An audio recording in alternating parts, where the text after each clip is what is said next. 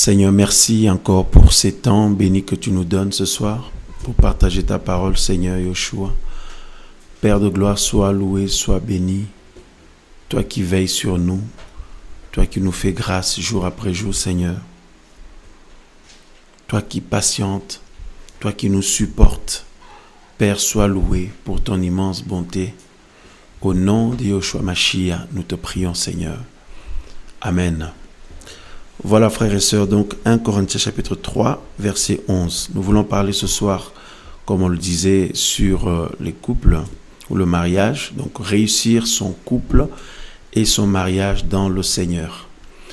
Alors, je voudrais déjà dire de la part du Seigneur que c'est une obligation de réussir lorsqu'on s'appuie sur le Seigneur.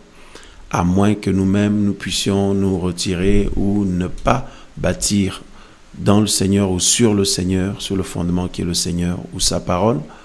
Là, ok, l'échec est possible et la défaite est possible, mais si quelqu'un s'appuie et bâtit sur le Seigneur, la victoire et la réussite est obligatoire et certaine, parce que le Seigneur n'échoue jamais. Le Seigneur n'échoue jamais. Le Seigneur est toujours vainqueur. Voilà. Donc 1 Corinthiens chapitre 3, verset 11, il est dit: car personne ne peut poser un autre fondement que celui qui a déjà été posé. Voilà, que celui qui est déjà posé, lequel est Yehoshua HaMashiach, le fondement. Alors, frères et sœurs, il y a un seul fondement, un seul et l'unique, le véritable fondement, c'est le Seigneur Yehoshua, c'est sa parole. C'est pourquoi, notamment ici dans le livre de Josué, rapidement ici on va lire aussi au chapitre 1, regardez ce qui nous est dit, frères et sœurs, alléluia. Josué chapitre 1. Il nous est dit au verset, au verset 8, que ce livre de la Torah ne s'éloigne pas de ta bouche, médite-le jour et nuit, afin de veiller à agir selon tout ce qui est écrit, car alors tu feras réussir ta voie et tu prospéreras. Voilà. Tu feras réussir ta voie et tu prospéreras, à condition de veiller, comme on nous dit, veiller à agir selon tout ce qui est écrit dans la parole du Seigneur. C'est pourquoi, notamment dans Matthieu, ce qu'on voulait lire tout à l'heure, rapidement on peut le prendre, au chapitre 7, le verset 24, le Seigneur dit: c'est pourquoi quiconque entend de moi ces paroles et les met en pratique, je le comparerai à un homme prudent qui a bâti sa maison sur le rocher. Et la pluie est tombée, et les fleuves sont venus, et le vent a soufflé, et se sont précipités sur cette maison. Elle n'est pas tombée parce qu'elle était fondée sur le rocher. Alléluia. Voilà. Alors, ce soir, nous prenons ce passage notamment dans le contexte de Yehoshua, le rocher. Jésus-Christ de Nazareth, le rocher des âges. Voilà, le roc ou le fondement sûr, solide, que le Créateur nous exhorte à pouvoir nous appuyer, voilà, sur lequel bâtir, fonder notre vie et tous nos projets, et notamment le mariage, le couple dans le Seigneur. Alors nous voulons aussi rappeler que, frères et sœurs, le fondement même de la société et du monde à la base, c'est la famille.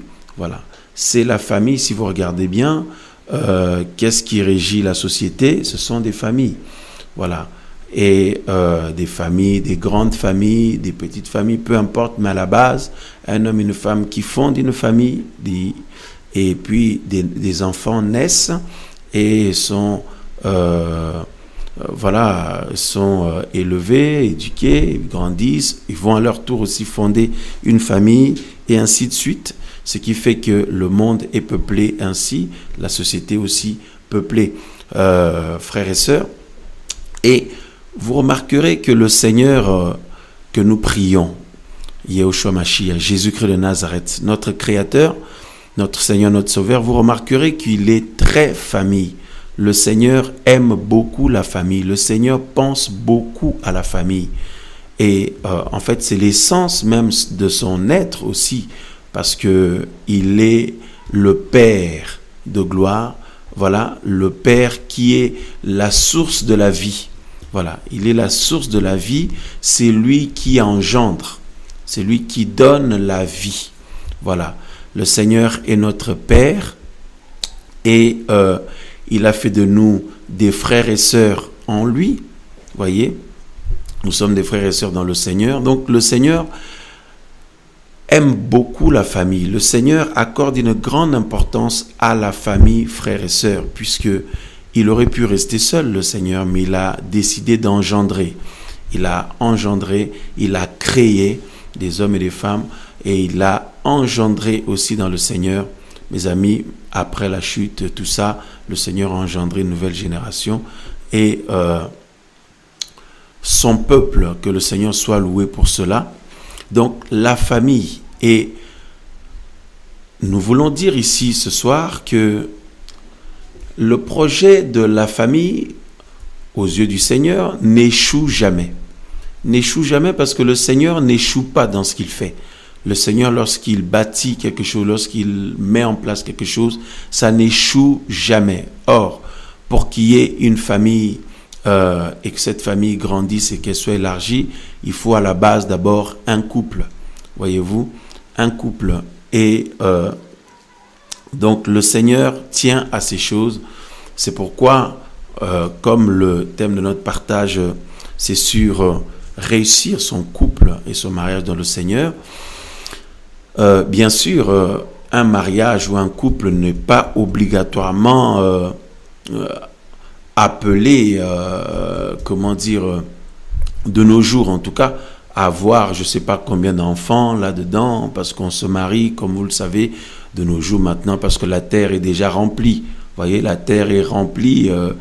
Nous ne sommes plus dans le contexte de Genèse, quand le Seigneur avait dit à Adam et Ève de remplir la terre. Vous voyez, de peupler la terre. Non, la terre est déjà remplie, elle est déjà peuplée.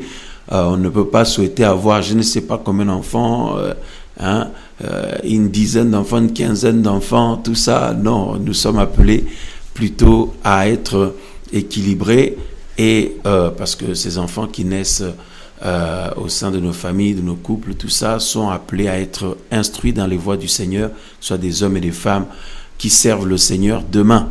Voilà, donc c'est vrai que nous voulons, nous évoquons ce côté-là aussi pour juste faire un peu l'équilibre, parce que le Seigneur veut que chacun puisse aussi être équilibré en toutes choses. Voilà, que le Seigneur soit loué. Bon, frères, sœurs, c'est vrai que de manière globale, quand nous regardons l'état du monde, aujourd'hui, nous entendons, nous voyons les humains nous proposer tout un tas de choses concernant le mariage ou le projet familial, etc., etc. Nous disons bien, frères et sœurs, ce soir que ce message est adressé aux hommes et aux femmes qui espèrent dans le Seigneur, qui croient au Seigneur, qui souhaitent bâtir leur vie sur le Seigneur, dans le Seigneur, en Yehoshua, et qui ont bâti leur vie dans le Seigneur et qui ont placé leur espérance totale dans le Seigneur. Bien sûr, ici, nous ne visons pas quelqu'un dans l'obligation quelconque de quoi que ce soit. Nous partageons librement et chacun est libre de prendre ou de laisser. Voilà, la parole du Seigneur est libre. Les choses du Seigneur se passent dans la liberté. Alors, frères, sœurs, il y a la parole des humains et il y a la parole du Créateur. C'est vrai que plus les temps avancent, plus, comme vous le savez, la nuit s'avance de plus en plus. C'est pourquoi Paul a dit que la nuit est avancée. Voyez, le jour approche. Donc, Yahushua Mashiach qui revient.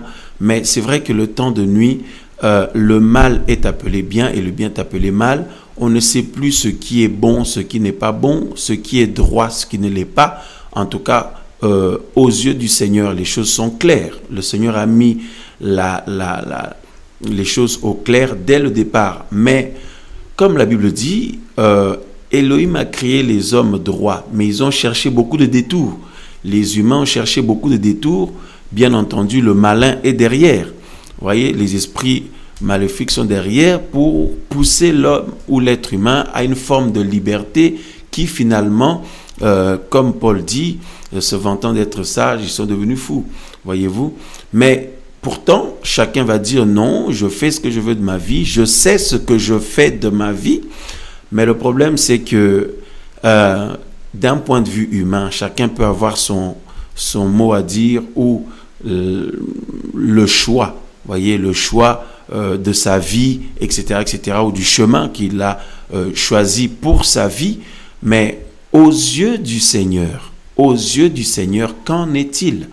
Aux yeux du Seigneur.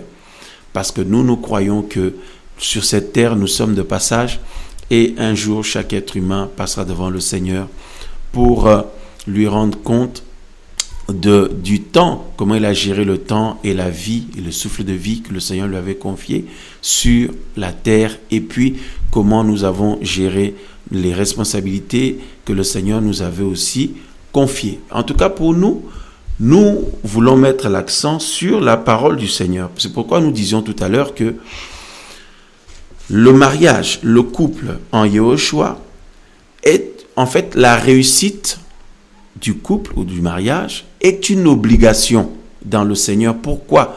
Parce que si on s'appuie sur la parole du Seigneur, la victoire est certaine, la réussite est certaine. Voyez? Voilà. Donc, on ne peut pas échouer. Et si vous voyez des personnes échouer, dites-vous que quelque part, dans certains domaines de leur vie ou dans certains aspects de leur vie, ils s'étaient écartés de la parole du Seigneur. Ou alors, ils n'avaient pas bâti sur la parole du Seigneur, sur le fondement total qui est le Seigneur Jésus-Christ de Nazareth, Yahushua Mashiach. Ou peut-être d'autres, c'est aussi par ignorance. C'est aussi par ignorance. C'est pourquoi nous disons que c'est l'ignorance aussi, mes frères et sœurs.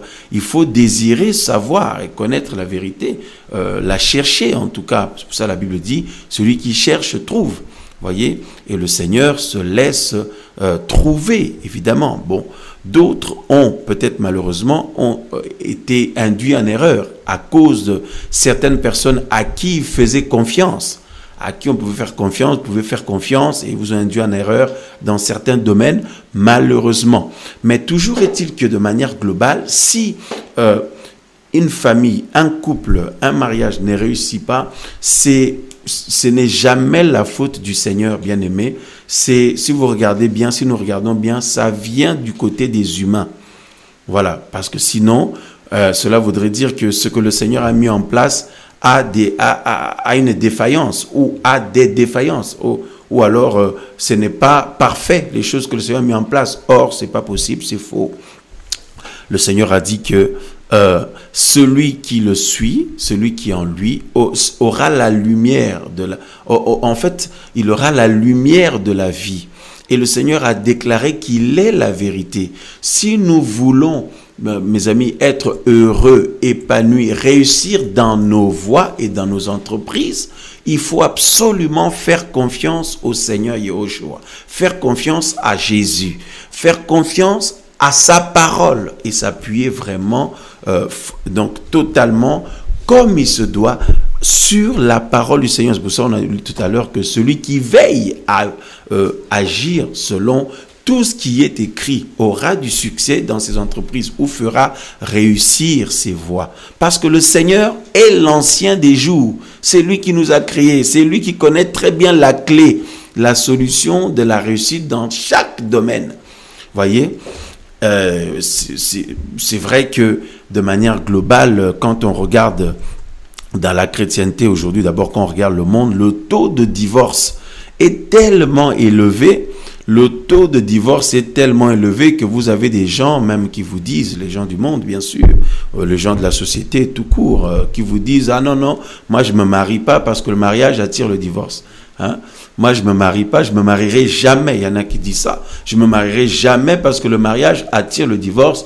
À quoi ça sert de s'embêter de se marier? Il faut rester comme ça, faire sa vie. Et puis si un jour ça va plus, on s'en va. L'homme s'en va ou la femme s'en va. Chacun se barre. Ou alors, voilà. Et jouant ainsi avec les sentiments, mes amis, frères et sœurs, le domaine des sentiments, frères et sœurs, est un domaine très sensible, un domaine terriblement sensible. Et la société, le monde a appris, voilà, donc en tout cas, de manière globale, l'humanité, donc les hommes dans le monde, les hommes et les femmes, l'humanité en tout cas, se cachent derrière une forme d'orgueil, une fausse orgueil ou de l'orgueil pour cacher les souffrances et les douleurs que chacun vit intérieurement à cause des déceptions ou des blessures dues aux sentiments ou au domaine de l'amour. Voyez-vous, l'amour ou les sentiments, le domaine émotionnel tout simplement. Combien d'hommes et de femmes sont saccagés dans ce monde, dans cette société, à cause des déceptions amoureuses, frères et sœurs? Et évidemment, chacun met une carapace et tout. Il y a toutes sortes de carapaces et comme vous le savez, il y en a, c'est des carapaces par rapport au comportement. Ils mettent un caractère là devant terrible. Mais si vous creusez bien, la personne est blessée, détruite. La femme là est détruite, l'homme là est détruit. Hein? Il y en a, ils vont mettre tout l'accent sur leur apparence physique. Voyez, et donc je dis mais c'est pas possible, mais la personne n'est pas raisonnable. Mais si vous creusez bien, c'est à cause des blessures. Tout ça. D'autres vont se braquer, d'autres vont être dans une course effrénée de vouloir mettre l'accent sur qu'est-ce que les gens pensent d'eux, hein, d'eux ou d'elles, l'opinion des autres. Il n'y a que ça qui compte. Vous voyez, bref, tout ça là, toutes sortes de carapaces et tout d'autres, c'est tout simplement de la méchanceté. Il y en a qui deviennent très méchants, très méchantes aussi, braqués. Tout ça à cause des blessures, des dégâts liés aux déceptions amoureuses, tout ça là. C'est pourquoi ce domaine-là, le Seigneur ne voulait pas qu'on puisse jouer avec ça. Le Seigneur n'a jamais voulu ça. Il a toujours voulu un homme. Donc, c'est que l'homme puisse aimer sa femme, la femme puisse aimer son mari. Voilà. Et qu'il n'y ait pas deux hommes pour une femme, 2 femmes pour un homme, ou 3, 4 femmes pour un homme, et puis ou 4, 5 hommes pour une femme. Or, la société aujourd'hui, à cause des blessures, dit « Vis ta vie, vivez votre vie. » Ah non, je m'amuse. Ah non, non, je ne veux pas une relation sérieuse, je vais m'amuser. Je vais juste m'amuser. Si vous regardez bien la personne, là, l'homme ou la femme, là, blessée, elle est détruite comme elle est là. Vous voyez, détruite à cause des mauvaises expériences. Malheureusement. Alors, les humains souffrent parce qu'ils cherchent l'épanouissement loin du Seigneur. Maintenant, on peut se dire, pour nous qui sommes dans le Seigneur, c'est différent. Normalement, c'est censé être différent. C'est censé être différent. Mais malheureusement, de manière globale, quand nous regardons le taux de divorce chez les chrétiens, dans le milieu chrétien, est aussi maintenant très élevé, frères et sœurs. Et le taux de divorce chez les chrétiens, le taux de déception amoureuse chez les chrétiens, c'est très élevé. Frères et sœurs, c'est très élevé. Ça suit de près quand même les païens. Ça suit de près les païens. Et c'est un désastre absolu. C'est un désastre absolu. C'est pour ça la Bible dit, tout ça c'est aussi à cause du temps difficile dans lequel on est. Vous voyez, les temps de la fin, là où l'esprit de l'ennemi travaille justement pour détruire les couples, la famille, tout ça, parce qu'il sait que s'il détruit la souche familiale, ça va détruire l'avenir de beaucoup d'hommes et de femmes, voyez, puisque ce sont des fondements que le Seigneur avait mis en place, voyez, et comme la Bible dit dans le livre de Daniel, chapitre 8, la Bible dit que la corne la cherchera à jeter la vérité par terre, hein? Regardez, je peux lire rapidement, Daniel. Donc, c'est un temps d'étude. On va essayer de prendre aussi notre temps, aller au fur et à mesure. Daniel, chapitre 8, regardez, frères et sœurs. Daniel, chapitre 8, le verset Merci Saint-Esprit pour ta présence, pour la conduite dans la vérité. Merci Seigneur. Daniel chapitre 8, le verset, bon, on peut l'appeler du verset, à partir du verset 9. De l'une d'elles sortit une petite corne qui s'agrandit beaucoup vers le midi, vers l'est et vers la noblesse.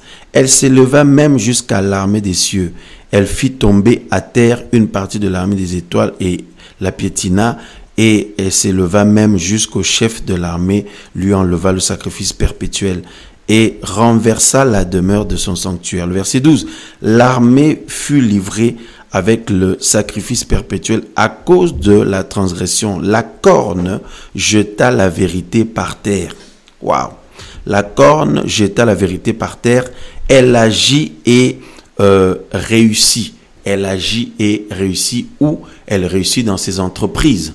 Or, mes amis, frères et sœurs, nous savons que en ce temps de la fin, c'est l'esprit de l'anti-Mashiach qui est en train de travailler.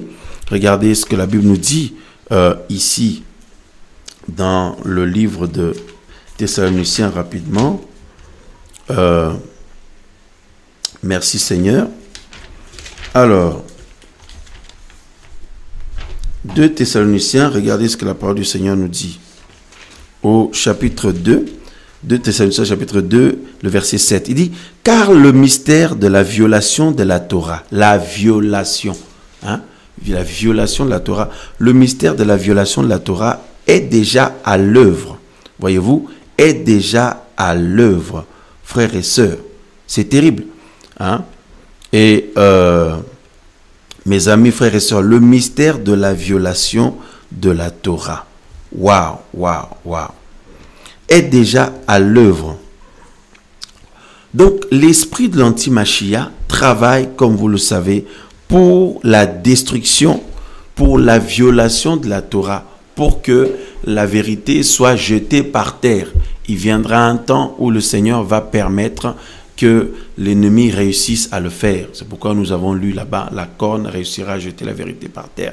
Mais en attendant, il combat, il œuvre cet esprit, mes amis, frères et sœurs, démoniaque, bien sûr, l'esprit du diable, mes amis, frères et sœurs, pour préparer les cœurs à la venue de l'anti-Mashiach, comme nous savons, et le mystère de la violation de la Torah est déjà à l'œuvre. L'objectif, c'est de renverser les fondements du Seigneur, pour que les humains soient quelque part désemparés, quelque part désorientés, déséquilibrés, et ainsi pour pouvoir les détruire facilement.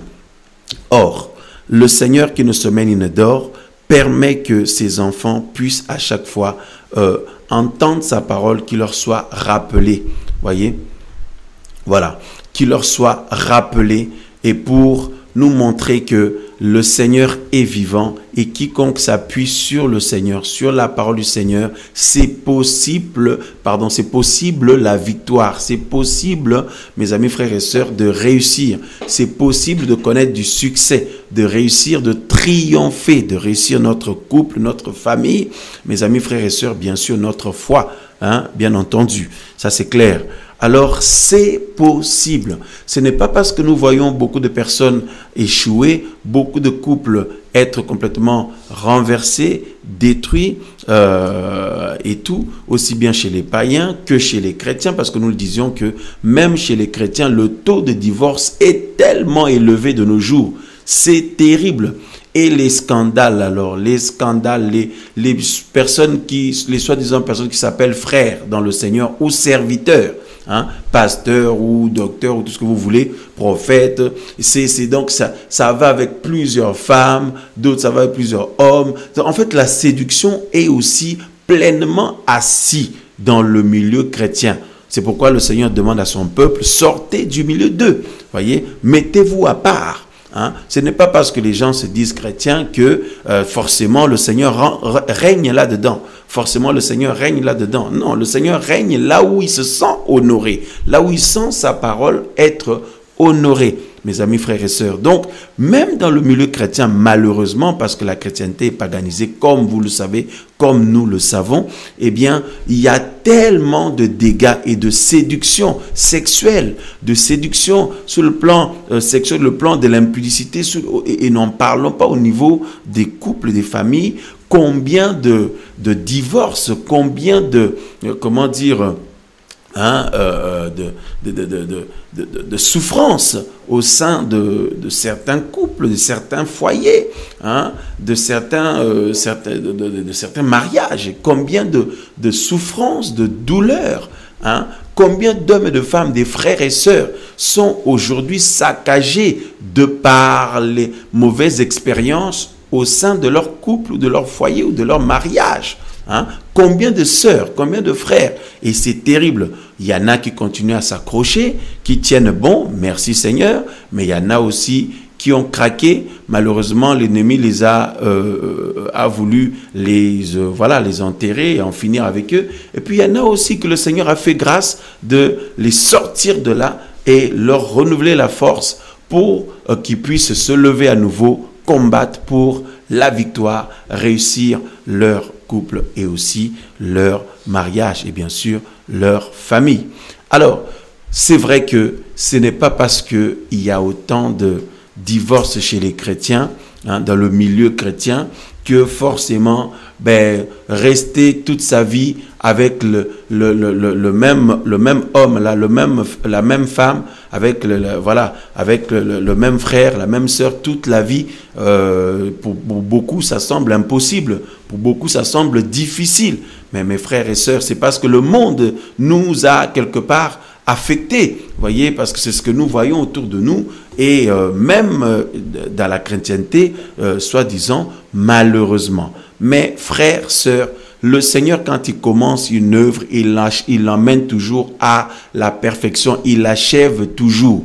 Et il donne toujours la victoire à ses enfants et aux hommes et aux femmes qui s'appuient sur lui. Voyez, aux couples, aux familles qui s'appuient sur lui, le Seigneur leur donne la victoire. À moins qu'on se retire du Seigneur, comme on l'a dit tout à l'heure. Alléluia. Pourquoi nous disons que la victoire est obligatoire et certaine? Eh bien, parce que le mariage sous le plan humain entre nous dans le Seigneur, eh bien, si vous voulez, a pour fondement le mariage par excellence dans la Bible, c'est-à-dire le mariage entre Christ et l'Église, entre Machia et son épouse.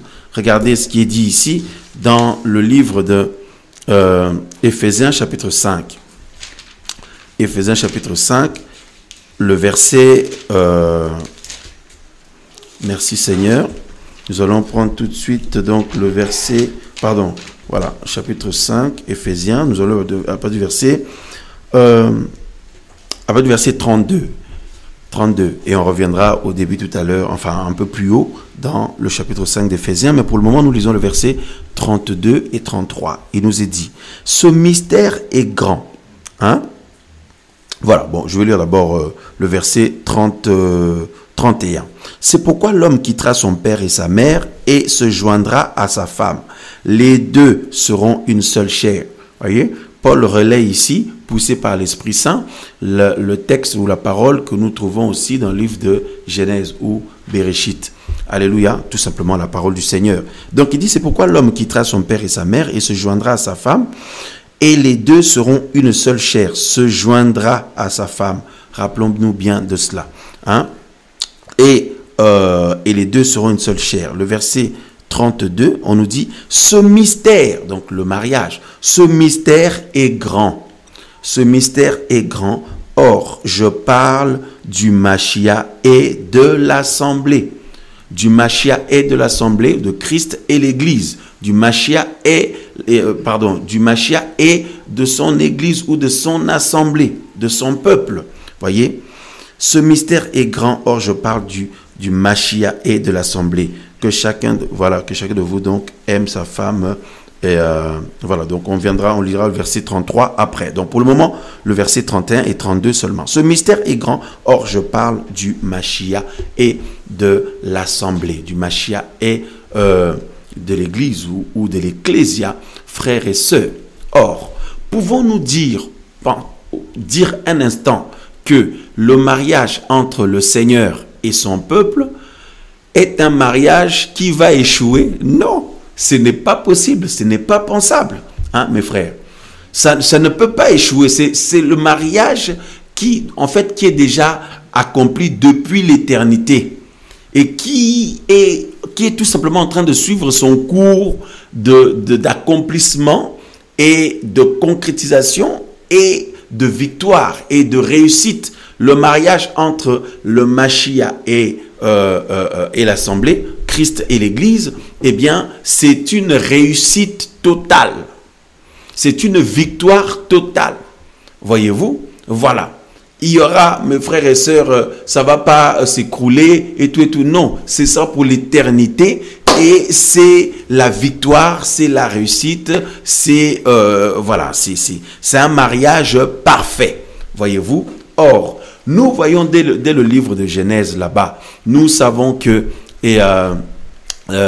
quand le Seigneur avait créé l'homme, nous savons que le Seigneur avait endormi l'homme, comme vous le savez, et le Seigneur avait pris son côté, voyez, son côté pour que la femme puisse sortir. Et on avait vu ça une fois, partager le côté, mes amis, même d'après les humains, un côté, donc le côté de l'être humain est composé de combien? De 12 côtes. Hein?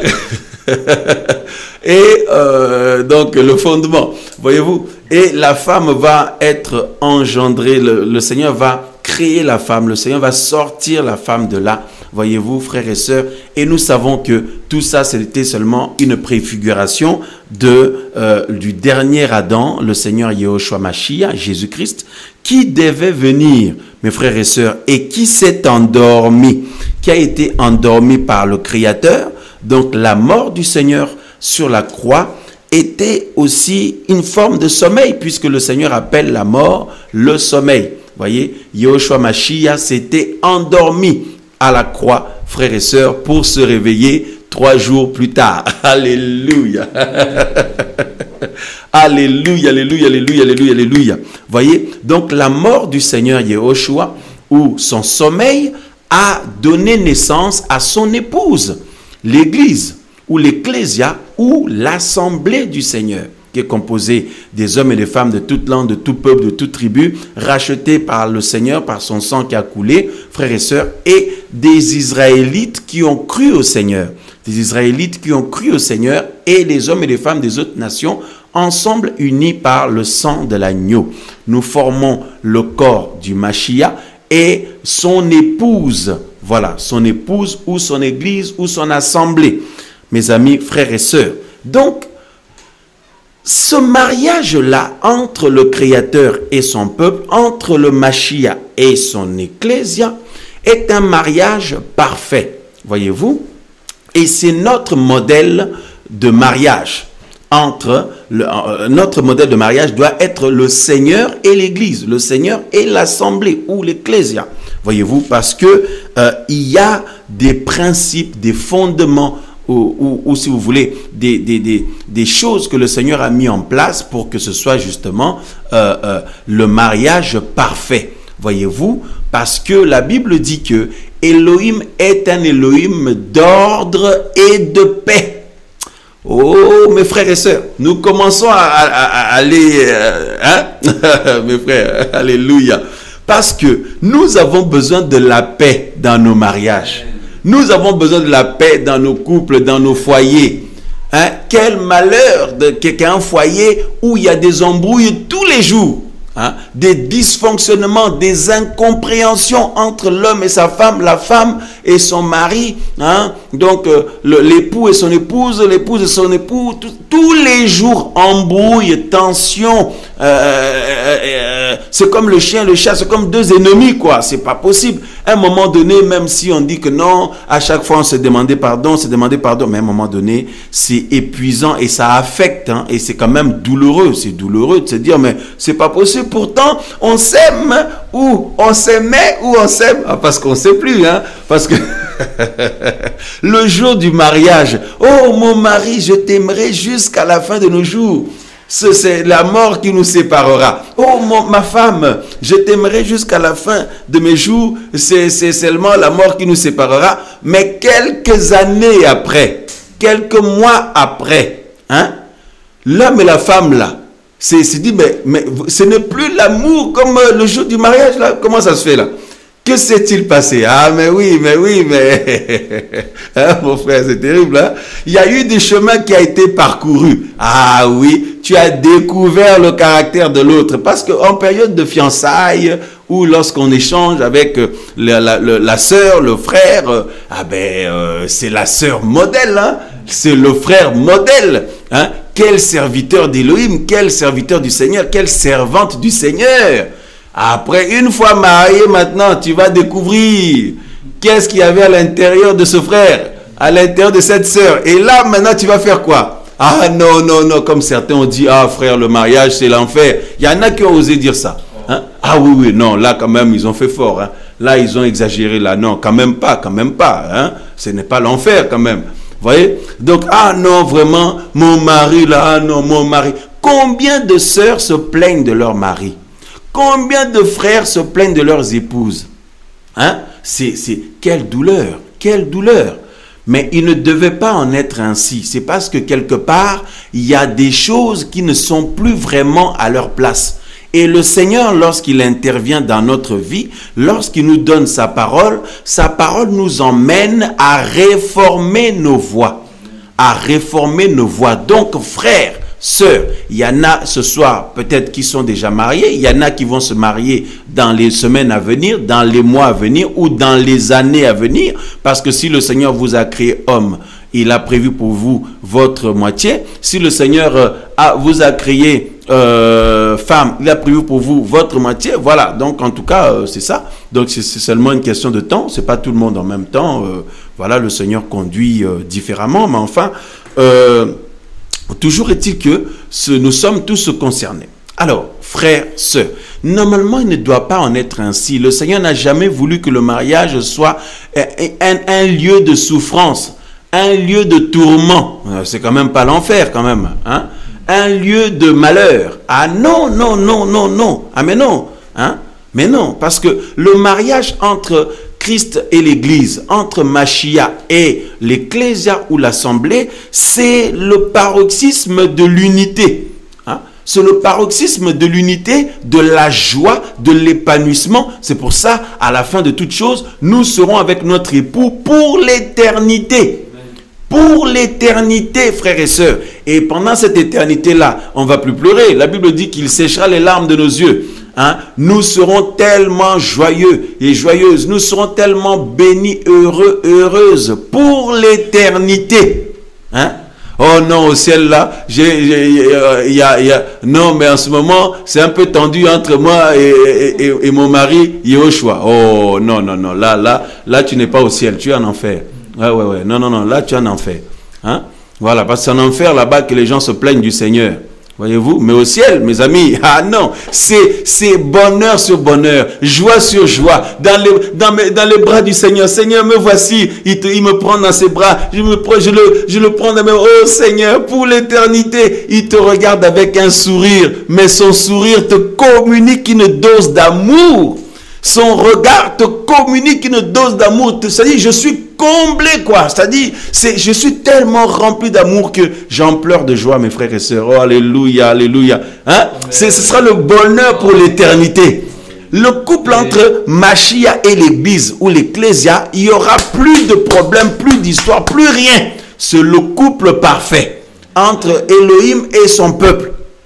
Alléluia. Le Créateur et son peuple. C'est pourquoi nous devons avoir pour modèle ce couple-là. Et nous allons bien étudier, parce que c'est une étude biblique ce soir. Hein? Nous allons étudier la position de l'époux. Par excellence, le Seigneur de gloire, Yehoshua Mashiach, Jésus-Christ de Nazareth, et la position de l'épouse que nous sommes. Parce que la Bible dit que ce mystère est grand. Paul dit, je parle de Mashiach et l'Ecclésia ou l'Assemblée. Voyez, de Christ et l'Église. Voyez-vous, frères et sœurs. Donc, de par son sommeil, hein, le sommeil du Seigneur à la croix, sa mort, l'Église est née. L'Église est née, l'épouse a été engendrée par le Seigneur pour lui. Alléluia, quel bonheur. Merci Seigneur. Alors, frères, sœurs, et vous remarquerez que, parce que vous savez, qu'est-ce que nous avons dit tout à l'heure? Nous avons dit que la Bible dit que le Seigneur est un Elohim d'ordre et de paix. Nous avons besoin de la paix dans nos vies personnelles déjà. Voyez, c'est pour ça la Bible dit que, hein, dans le royaume du Seigneur, la paix du Seigneur envahit nos cœurs. Voyez, nous avons besoin de la paix au sein de nos foyers. Quel malheur que d'arriver chez toi, mon frère. Après une journée fatigante, tu arrives, tu trouves une épouse hargneuse. Oh là là, qui t'attend seulement au tournant avec plein de choses pour te piquer par la parole. Et quand elle te parle seulement, sa parole est comme une flèche qu'on t'a lancée là. Hein? Quel malheur d'avoir un mari qui ne fait que de te lancer des flèches quand il parle. Ma soeur, c'est comme si tu es fléché à chaque fois. Non, non, c'est pas possible, mes amis, frères et sœurs. Le Seigneur veut que la paix règne au sein de nos couples et de nos foyers. Parce que le Seigneur est un Elohim d'ordre et de paix. Voyez? D'ordre et de paix. Alors, si nous voulons la paix, merci Seigneur, si nous voulons la paix, dans nos couples, dans nos familles, dans nos mariages, dans nos foyers, ben il faut l'ordre du Seigneur. Il faut l'ordre. On ne peut pas vouloir la paix sans l'ordre du Seigneur. Parce que Elohim est un Elohim d'ordre et de paix. C'est ce que la parole du Seigneur nous dit. Oh, alléluia. Maintenant, si nous sommes dans le désordre vis-à-vis du Seigneur, mais nous ne pouvons pas être dans la paix parce que c'est le diable et ses démons qui emmènent le désordre. C'est eux qui emmènent le désordre dans la vie des gens. C'est eux qui emmènent le désordre au niveau de comportement, le péché, le mauvais caractère, le bazar, toutes sortes de désordres. C'est l'ennemi qui amène ça. Or, le Seigneur, lui, c'est le Seigneur de la paix. Mais pour expérimenter cette paix-là, il faut l'ordre. Frères et sœurs, oh alléluia, il faut l'ordre. C'est pour ça que le monde dit le nouvel ordre mondial. Parce qu'ils ont envie d'une forme de paix. Tu as compris mon frère? Vous avez compris? Ils ont envie d'une forme de paix parce qu'ils se rendent compte que l'humanité souffre depuis des années, des siècles. Donc maintenant il dit non, nous allons mettre le nouvel ordre mondial. Pourquoi? Pour que ça amène la nouvelle paix mondiale. C'est pour ça que la Bible dit quand l'anti-Machia viendra, la Bible dit quand vous entendrez parler d'une forme de paix là, hein, et de sûreté sur la terre, tout d'un coup une ruine soudaine va s'abattre sur la terre. Parce que quand l'anti-Machia va venir, lui il va dire aux gens maintenant ce sera la paix sur la terre, ce sera maintenant la paix. Pourquoi? Parce qu'au préalable ils ont établi le nouvel ordre mondial. Donc quiconque veut la paix a besoin de l'ordre avant. Or, les humains sans le Seigneur pensent qu'ils peuvent avoir la paix véritable sans le prince de paix, Yehoshua HaMashiach. Oh mes amis, est-ce que c'est délicieux l'enseignement mes frères? Nous sommes en train de sourire sur le plateau. Est-ce que c'est délicieux, bien aimé? Sur le chat, dites-nous. Hein? Parce que c'est délicieux. Hein? Tu es un peu mon frère. Donc, c'est-à-dire que c'est pour ça qu'ils ont mis en place le nouvel ordre mondial. Parce qu'ils aspirent à une nouvelle paix mondiale. Mais eux, ils sont dans l'erreur parce qu'ils ne se rendent pas compte que sans le prince de paix, la paix n'est pas possible. Voyez? Donc, ils menacent les gens, ils mettent en place toutes sortes de lois, ils mettent en place toutes sortes d'alliances, l'alliance des nations, et tout. Donc, tout ça là, parce qu'ils aspirent à une forme de paix. Hein? C'est terrible. Les bien-aimés sont en train de réagir. Hein? C'est délicieux, c'est succulent. Amen. Mes frères, la parole, c'est le meilleur repas qui a jamais existé. Hein? Et c'est le Seigneur Yehoshua Mashiach lui-même. Oh, alléluia, Jésus-Christ de Nazareth. Voyez-vous, frères et sœurs, c'est pour ça qu'on dit que non, le nouvel ordre mondial. Parce qu'en fait, les humains souffrent. Et les dirigeants souffrent. Les grands de ce monde souffrent. Les gens, des personnes lambda souffrent. Tout le monde souffre. Donc, ils se rendent compte que l'humanité, ça ne va pas. Hein? Mais ils ne veulent pas l'avouer, tout ça là, vous voyez, chacun a une forme d'orgueil personnel, mais ça va pas. Ils ont besoin du prince que le prince de la paix soit là, mais eux ils rejettent le prince de la paix, et puis ils disent que non, ils vont eux-mêmes trouver leur forme de paix. C'est pour ça que je dis bien, une forme de paix. C'est pour ça que la Bible dit que quand les hommes diront sûreté et paix sur la terre, une ruine soudaine s'abattra sur eux. Donc la paix sans le Seigneur, ce n'est pas la vraie paix. Voyez-vous, mes amis, frères et sœurs, oh non, le nouvel ordre mondial, tout ça là. Pourquoi? Parce que derrière, on espère ou on aspire à une forme de paix. Donc, quiconque veut la paix, il faut l'ordre avant.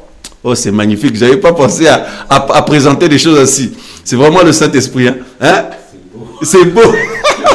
Mon frère, c'est magnifique. C'est vraiment le Saint-Esprit. C'est la raison pour laquelle, mes frères et sœurs, regardez déjà dans notre foi personnelle, dans notre vie chrétienne, si nous voulons la paix du Seigneur ou la paix avec le Seigneur, n'est-ce pas qu'il faut respecter l'ordre du Seigneur? Si je dis que non, je veux vivre comme un païen, est-ce que je serai en paix avec le Seigneur? Si je vis comme dans le mal, dans le péché, tout ça, est-ce que je vais être en paix avec le Seigneur? Je me sentirai tellement mal. Pour me sentir en paix avec le Seigneur, j'ai besoin de m'aligner dans l'ordre du Seigneur, respecter l'ordre du Seigneur, arranger ma vie, changer ma vie, réformer mes voies. Et alors, je commencerai à ressentir la paix de l'esprit, la paix du Seigneur m'envahir. Waouh!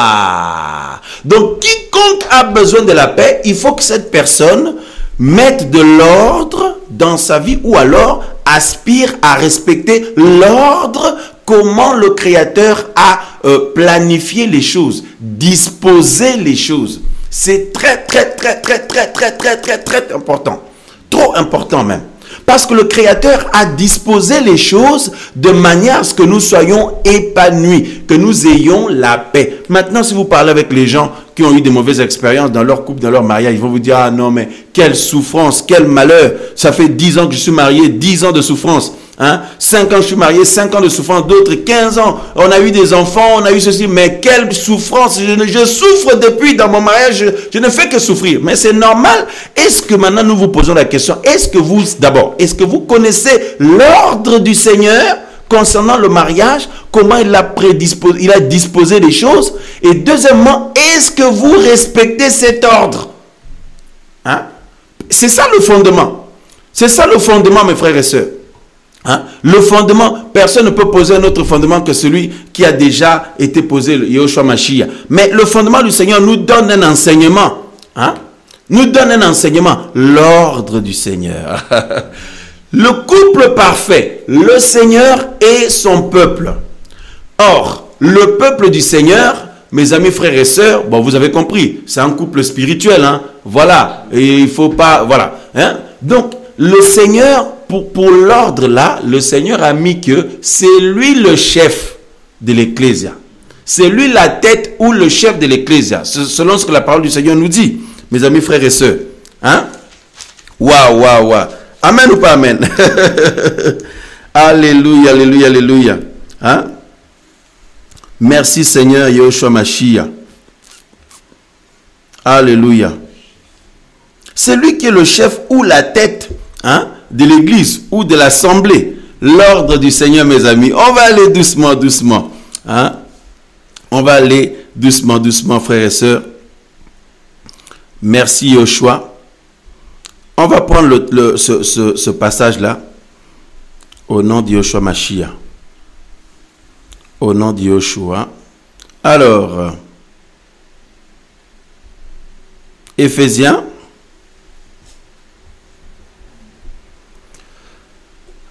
Colossiens, Colossiens. Et Colossiens chapitre 1.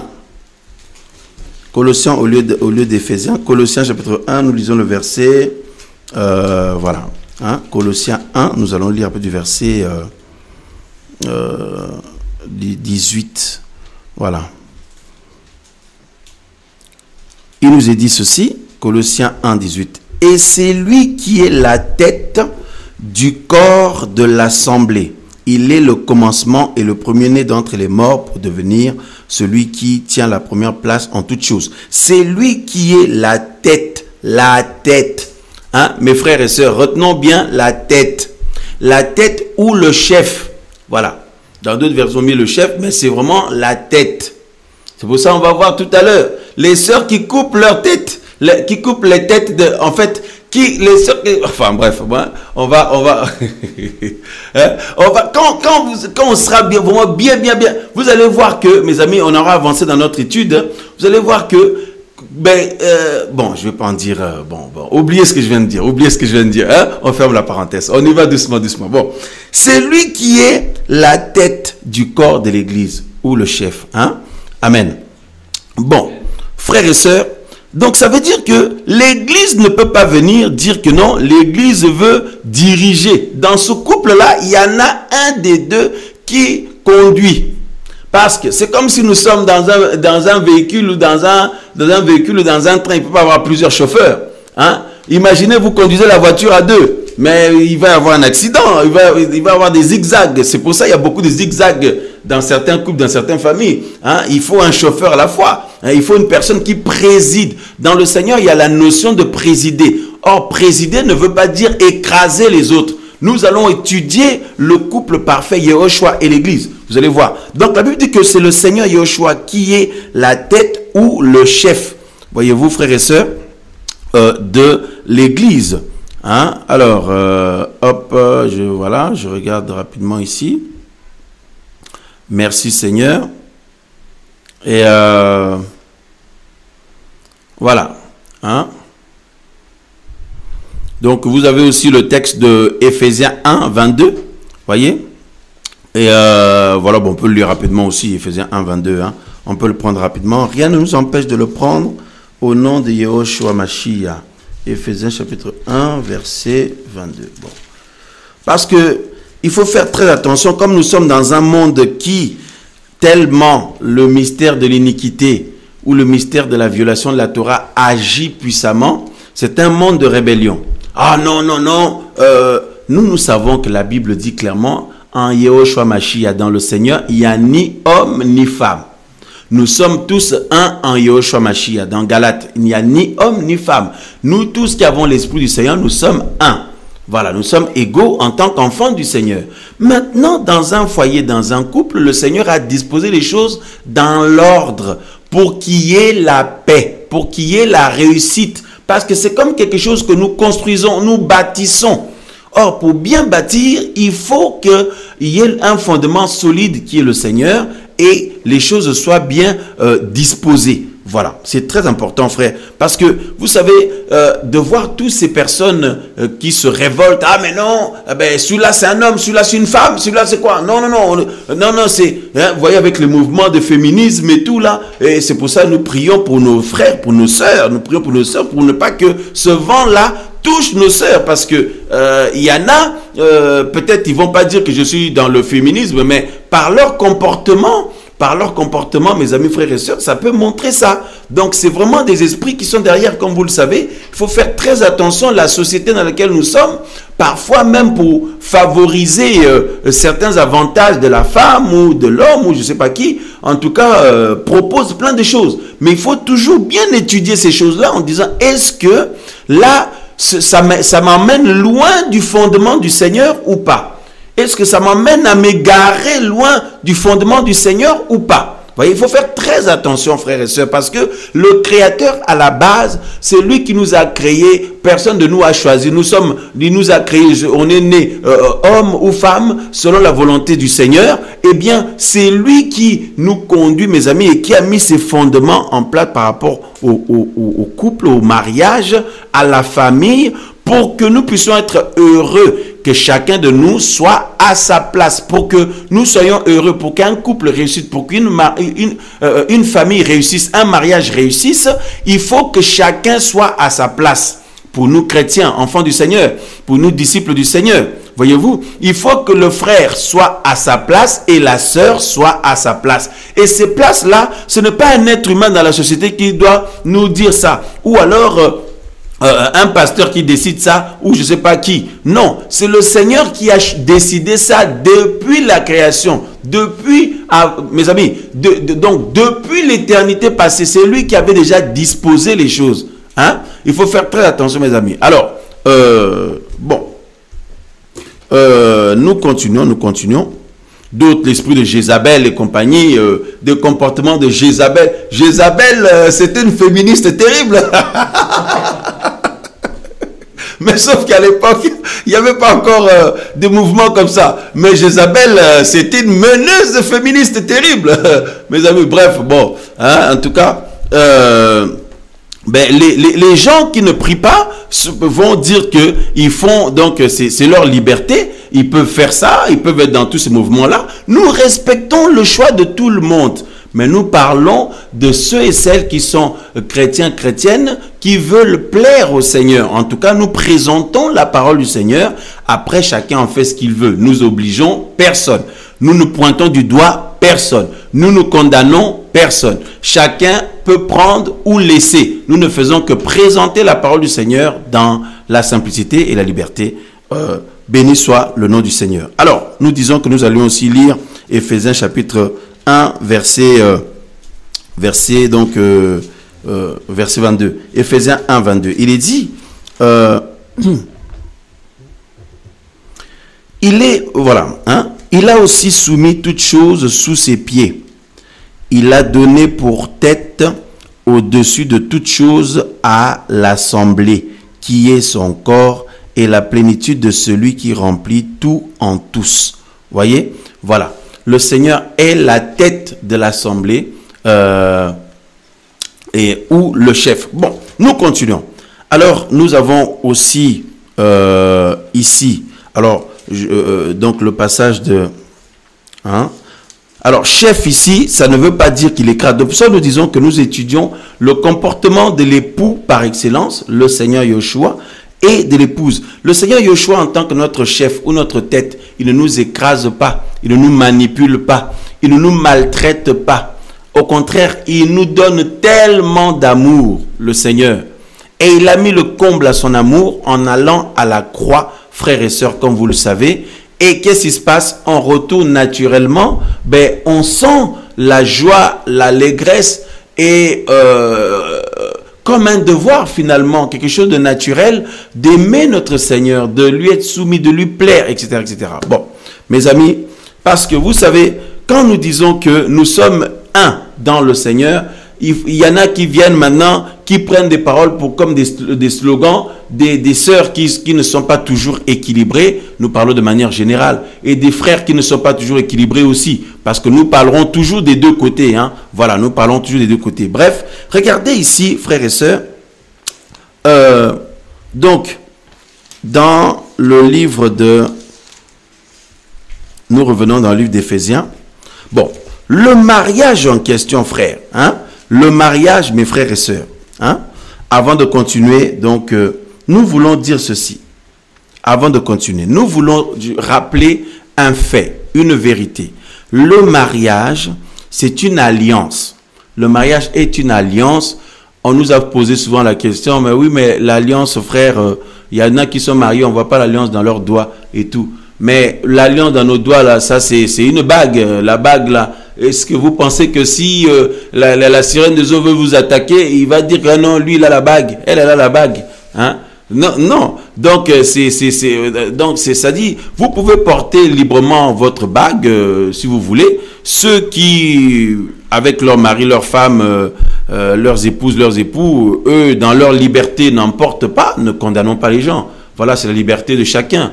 Maintenant, ceux qui portent aussi, il ne faut pas les condamner. Voilà. Mais l'alliance en question, ce n'est pas la bague, là. Voilà. Ce n'est pas la bague, mes amis. L'alliance, là, frères et sœurs, parce que ce n'est pas non plus, par exemple, les témoins. Je partageais avec un bien-aimé, dit les témoins quand nous allons à la mairie là-bas, ou quand nous nous voyons auprès de nos familles. C'est vrai qu'il y a nos familles qui sont là, ou alors on va à la mairie, il y a les témoins et tout. Mais le vrai témoin de nos mariages, c'est le Créateur. C'est lui le vrai témoin parce que le mariage est validé dans l'intimité là-bas, dans la noce. Voyez, voilà, voyez, donc on reprend rapidement.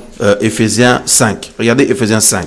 Hein? Le verset 31. C'est pourquoi l'homme quittera son père et sa mère, se joindra à sa femme, et les deux seront une seule chair. Bon, c'est vrai que physiquement, l'homme quitte ses parents physiquement, il déménage, il s'installe avec son épouse, son époux. C'est pour ça que nous disons que les gens qui se marient et puis qui disent allons habiter chez les parents, hein, c'est vraiment, c'est pas propre, hein, parce que ah non, mais tu décides de te marier, hein, mon frère.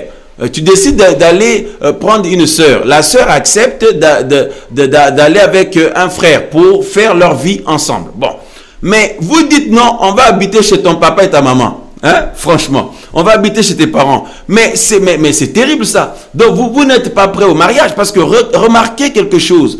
Dans le livre de Genèse, quand le Seigneur avait demandé à Adam, en fait, quand le Seigneur avait uni Adam et Ève, voyez, ben, qu'est-ce qui se passe? Nous pouvons constater que Adam et Ève n'ont pas été créés bébés et ils ont grandi. Ils ont été créés tout de suite à l'âge adulte. C'est une remarque très importante. Ils ont été... Je vois les messages sur le chat. Hein, les bien-aimés réagissent. Ils ont été créés tout de suite adultes.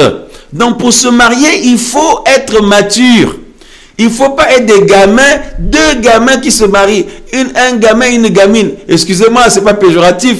Avec tout le respect que nous avons pour nos frères et nos sœurs. Si nos frères et sœurs sont un peu jeunes encore, mais qui prennent le temps de mûrir. Voyez, qui prennent le temps de mûrir. Parce que ce n'est pas une course. Oh, vite! Lui, il est marié. On s'est converti en même temps. Il s'est marié avant moi. Vite, vite, je suis en retard. Moi aussi, il faut que je me marie. Mais qui a dit que le mariage est une course? Hein? Non. Mais prenons le temps que le Seigneur conduise les choses, chacun son jour. Voyez-vous? Et du coup, frères et sœurs, ben, deux personnes jeunes ou qui ne sont pas encore, qui ne se responsabilisent pas eux-mêmes. Vous avez des personnes, ils ne sont pas forcément jeunes. Ils ont peut-être 40 ans, 45 ans, mais ils sont comme des enfants, quoi. Voyez? Alors attention, là, je parle pas du cœur d'enfant qu'il est requis pour être dans le royaume, la simplicité et tout. Non, je parle de la responsabilité là.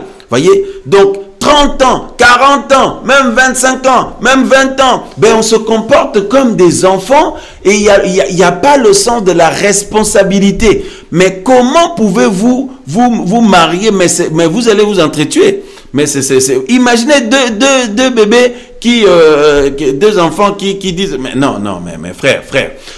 Quand dans Genèse, le Seigneur a parlé du mariage, ben Adam et Ève ont été créés à l'âge adulte tout de suite. Ils étaient créés à l'âge adulte tout de suite, frères, sœurs. Voyez-vous, ils avaient la maturité.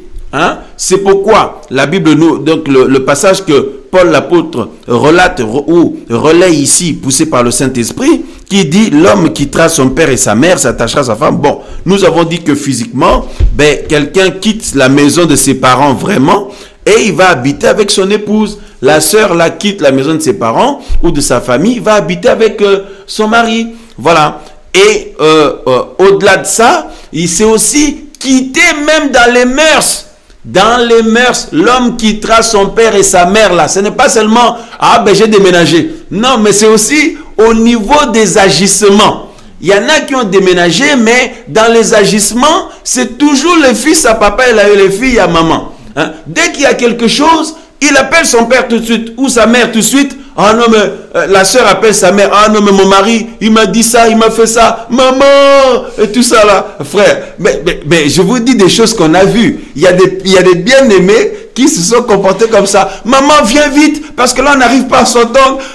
On s'est encore disputé. Ça fait donc là, nous sommes mercredi. Depuis lundi, on n'arrive pas à se comprendre. Maman, viens s'il te plaît, là, viens nous rendre visite à la maison. Ou papa, viens nous rendre visite à la maison. Oh, mais il y a des cas comme ça. Bien aimé, il y a des choses que quand nous gérons dans l'œuvre là, il y a des cas comme ça. Mais je vous dis la vérité, c'est abusé comme le bien-aimé, tout le monde est en train de rire sur le chat. Mais c'est des choses véridiques, hein, qui se passent dans les coulisses.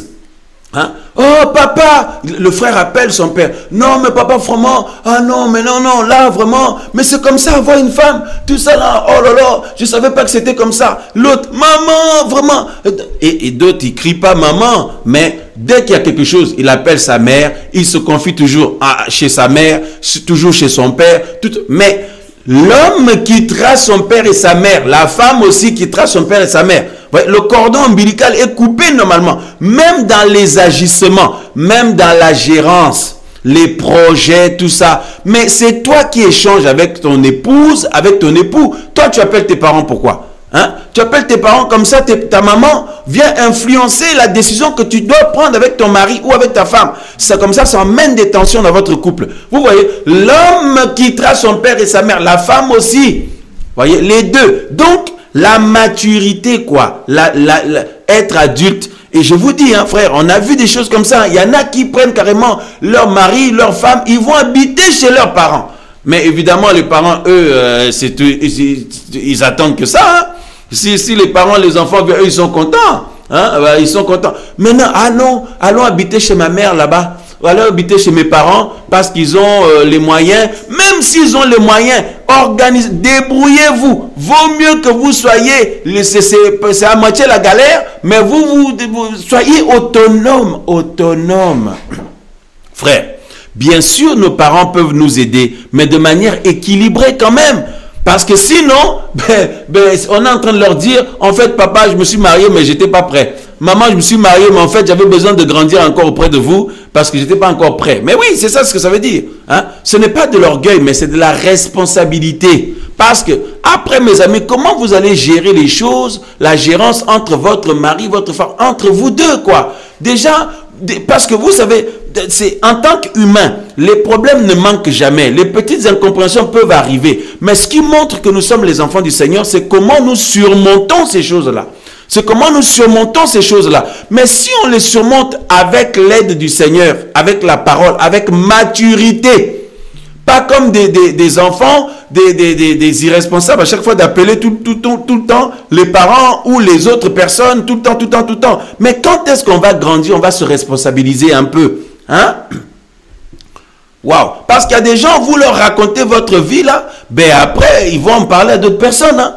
Et vous, après, ça va s'arranger entre vous et votre mari, mais entre-temps, eux, ils gardent seulement dans leur mémoire, le mari, là, il a fait des dégâts là-bas, ou la femme, là, a fait des dégâts, mais entre-temps, vous vous êtes réconciliés, la paix est revenue. Mais les autres personnes, les autres bien-aimés, même les chrétiens, ils vont retenir quoi? Mais c'est seulement les défauts de ton mari. Et puis des sœurs qui appellent d'autres personnes, qui parlent de leur mari pendant longtemps. Qui parlent de leur mari. Toi, ton mari est comment? Oh, tu as la chance. Ah non, mais moi, le mien, vraiment, c'est comme ça. Oh, moi, mon épouse, ma femme est comme ci, ma femme est comme ça.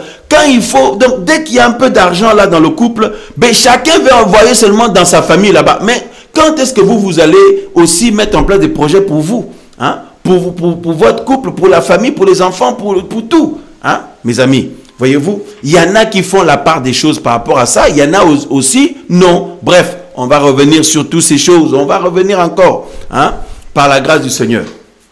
Bref, nous sommes en train de dire que l'homme quittera son père et sa mère, s'attachera à sa femme. Les deux deviendront une seule chair. La Bible dit. Bon, et mes amis, s'attacher là, si vous voulez, pour le Seigneur, c'est la noce. Vous voyez, c'est quand l'homme et la femme vont ensemble intimement. Voyez, c'est là que le mariage est validé, comme vous le savez. Et mes amis, frères et sœurs, ils deviennent une seule chair. Et dans le plan du Seigneur, aux yeux du Seigneur, ben c'est là que l'alliance est contractée. C'est là que l'alliance est contractée, frère. Voyez, voilà. C'est là que l'alliance est contractée. Mais vous savez comment? Par le sang. Par le sang. Parce que à la base, le Seigneur a toujours voulu qu'on se marie vierge. Voyez, que l'homme soit vierge, la femme aussi. Mais malheureusement, de nos jours, ce n'est plus toujours le cas. Attention, nous ne condamnons personne parce que dans le Seigneur Yeshua, chacun retrouve sa virginité. Voilà, chacun retrouve sa virginité spirituelle. Hein? Bon, il y en a même qui ont témoigné que quand ils sont mariés, cette virginité spirituelle qu'ils avaient retrouvée, ben, c'est vu même physiquement, quoi, par le sang qui avait coulé. Vous voyez? Voilà, donc bon, le Seigneur fait comme il veut, mais toujours est-il que on retrouve la virginité spirituelle quand le Seigneur nous touche, frère ou sœur. Mais à la base, le Créateur, c'est lui qui a fermé chez la femme comme ça. C'est lui qui a fermé comme ça. C'est pour ça, Salomon disait à la Sulamite que, donc, il disait que ma fiancée, tu es un jardin fermé, scellé. Tu es un jardin scellé. Voyez, scellé ou fermé. Voyez-vous, frère, qui a fermé comme ça, frères et sœurs? Mais le Créateur. C'est pour ça l'immoralité sexuelle de nos jours, qui est complètement banalisée. C'est un crime terrible aux yeux du Seigneur, mes amis. C'est un crime terrible où tout le monde, donc c'est-à-dire les gens, c'est-à-dire banalisent tout ça là. Et les gens, c'est-à-dire les gens peuvent aller intimement avec d'autres personnes comme ça. C'est-à-dire, et puis ils appellent ça s'amuser. On s'est amusé et tout. Mais ça a détruit parce que ça touche l'être en profondeur. Ça touche l'être en profondeur parce que la voie sexuelle, là, mes amis, frères et sœurs, on ne joue pas avec, hein. Parce qu'il y a même des gens, quand ils font leur truc mystique, là, les gens qui sont dans la sorcellerie, pour se recharger, tout ça, là, ils passent par cette voie-là. Voyez? Ou pour détruire d'autres personnes. Ils passent par cette voie-là. Donc, il y a une puissance là-bas, c'est-à-dire, c'est lié à la vie des gens. C'est lié à la vie. Bref, on reviendra sur cela plus tard. On ferme cette parenthèse. Voyez? On ferme cette parenthèse-là. En tout cas, qui a fermé comme ça, qui a scellé comme ça chez les femmes? Ben, c'est le Créateur. Pour que quand la femme là irait avec son mari pour la première fois, eh bien, que le mariage soit scellé, que le mariage soit validé. Voyez, que l'alliance soit enfin validée, contractée. Parce que nous voulons vous rappeler ici que les plus grandes alliances qu'il y a eu dans la Bible, frères et sœurs, les plus grandes alliances qu'il y a eu dans la Bible, ben, ce sont des alliances qu'il y a eu avec le sang. Ce sont des alliances qu'il y a eu avec le sang, frères et sœurs. Vous avez l'alliance, la première alliance, hein, l'ancienne alliance sous Moshe, qui a été validée par le sang, avec le sang des boucs et des taureaux. Voyez, le sang des animaux et tout. Et puis vous avez l'alliance en Yehoshua Mashiach, Jésus-Christ, qui a été validée avec le sang de l'agneau. Le sang du Seigneur Yehoshua, Jésus. Voyez-vous? Et enfin, nous trouvons aussi une des plus grandes alliances dans la Bible, le mariage, qui est aussi validé avec le sang. Mes frères et sœurs, avec le sang, c'est la raison pour laquelle le jour où la femme ou l'homme va avec son épouse, ben, le sang coule. Qui a fait ça comme ça? Le Créateur, pour que l'alliance soit validée. Voilà la vraie alliance, mes amis, frères et sœurs. Aux yeux du Seigneur, qui est le vrai témoin, qui est le seul qui nous voit dans l'intimité là-bas. Voyez-vous, frère? C'est lui le vrai témoin. Hein? C'est lui le vrai témoin, frères et sœurs. C'est terrible. Donc, donc, le mariage est validé avec le sang. Donc, maintenant, mes amis, frères et sœurs, regardez ici, dans Lévitique. Dans Lévitique, chapitre 17. Lévitique, chapitre 17. Alors, on a bien dit que si quelqu'un n'était plus vierge, ben, par la foi en Yehoshua Mashiach, quand on devient une nouvelle créature, une nouvelle création, ben, on retrouve la virginité spirituelle, et le Seigneur nous regarde comme vierge. Hein? Voilà. Donc, Lévitique, chapitre 17. Hein? Nous lisons le verset 11 et le verset 14. Il est dit, « Car l'âme de la chair est dans le sang. » L'âme de la chair est dans le sang. Le verset 14. Car l'âme de toute chair est dans son sang, qui est son âme. Voilà. L'âme de toute chair est dans son sang. Hein? L'âme de toute chair est dans son sang, qui est son âme. Dans d'autres versions, on dit la vie de toute chair est dans son sang. De toute façon, on va voir ici rapidement. Hein? Et hop. Voilà. Frères, sœurs, l'âme de toute chair est dans son sang. le sang. Mes amis, on ne joue pas avec le sang. Hein. C'est pour ça les tatouages et tout ça, là, tout ce que les humains banalisent là. Hein, les gens qui font des tatouages, là, ils font des trucs bizarres là, mes amis. Ils ne se rendent pas compte les alliances. Hein. Enfin bref, ce n'est pas l'enseignement de ce soir. Bon, hein, alors attention, ceci n'est pas pour condamner ceux qui sont convertis au Seigneur, qui avaient des tatouages. Non, non, non, le Seigneur vous purifie de tout ça, parce que là, non, non, non, il ne faut pas condamner les frères et sœurs. Donc, Lévitique 17, nous regardons ici l'âme, hein, de l'hébreu ici. Hein, hop, alors, regardez. Si on n'a pas fini ce soir, on va continuer la prochaine fois. Donc, l'âme, hein, de l'hébreu nefesh, nefesh, N-E-P-H-E-S-H.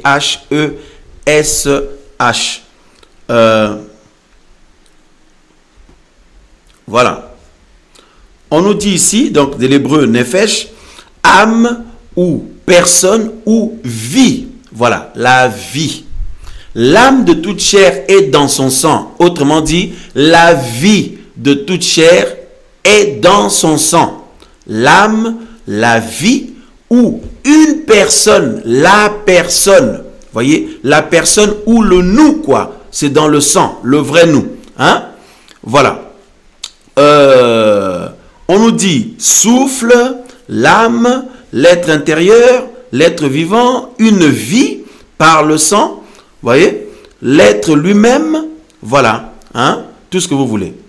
Alors, je continue à regarder ici. Voilà, donc nefesh de l'hébreu. Alors, l'âme ou la vie est dans le sang.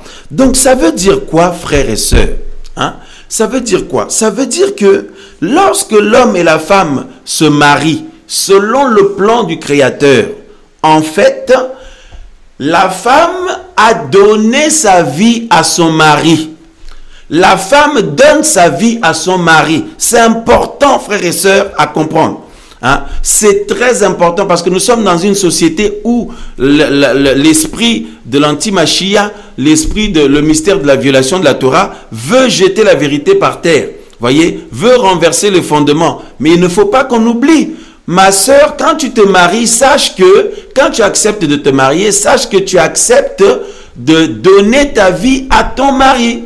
Ah, mais oui, hein? Mais c'est comme ça. C'est comme nous sommes mariés avec le Seigneur Yeshua Mashiach. Qu'est-ce qui se passe, mes frères? Hein? Qu'est-ce qui se passe?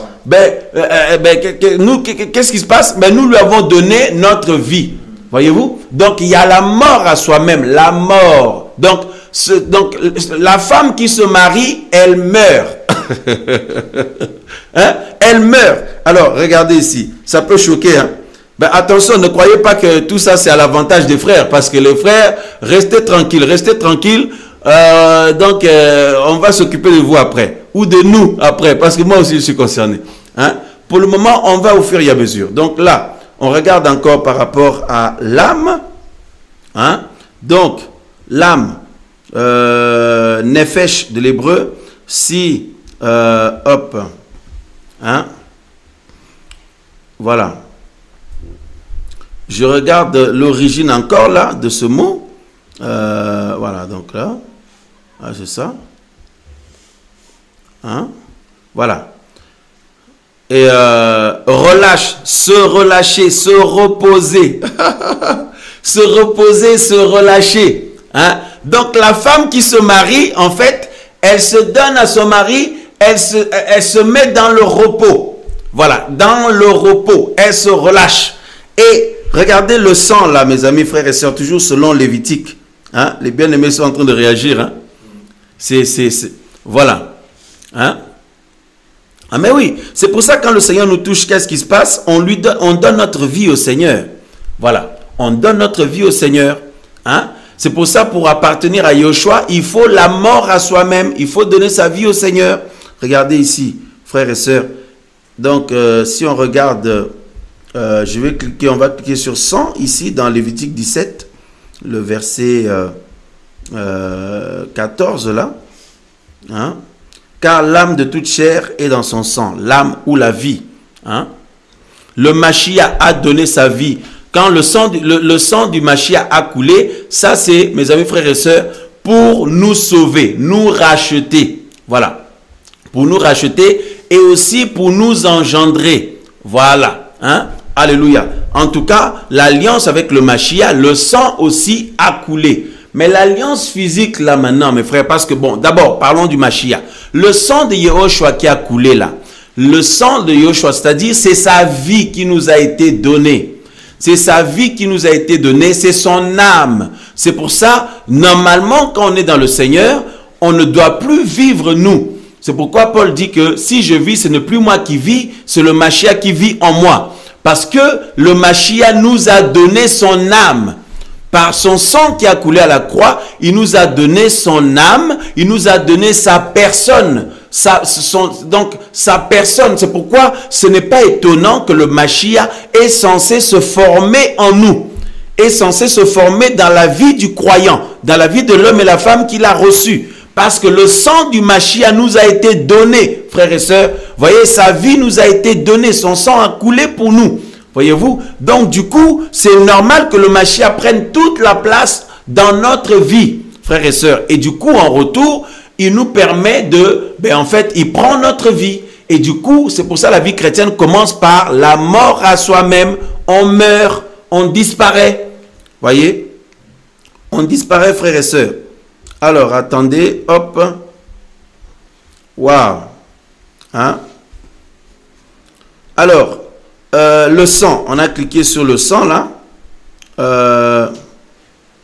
Voilà. Donc, de l'hébreu, dam, donc D-A-M, le sang. Hein? Le sang, ou alors mort. Le sang ou mort. Alors, quand on regarde un peu encore, un peu plus, on regarde l'origine là. Donc, dam, ça vient de damam, donc D-A-M-A-M, qui parle, qui veut dire silence, muet, arrêter, anéantir, frères et sœurs. Silence, muet, être silencieux. Être silencieux, être tranquille, hein? Être muet, mourir, tout ça là. Hein? Rendre silencieux. Voilà.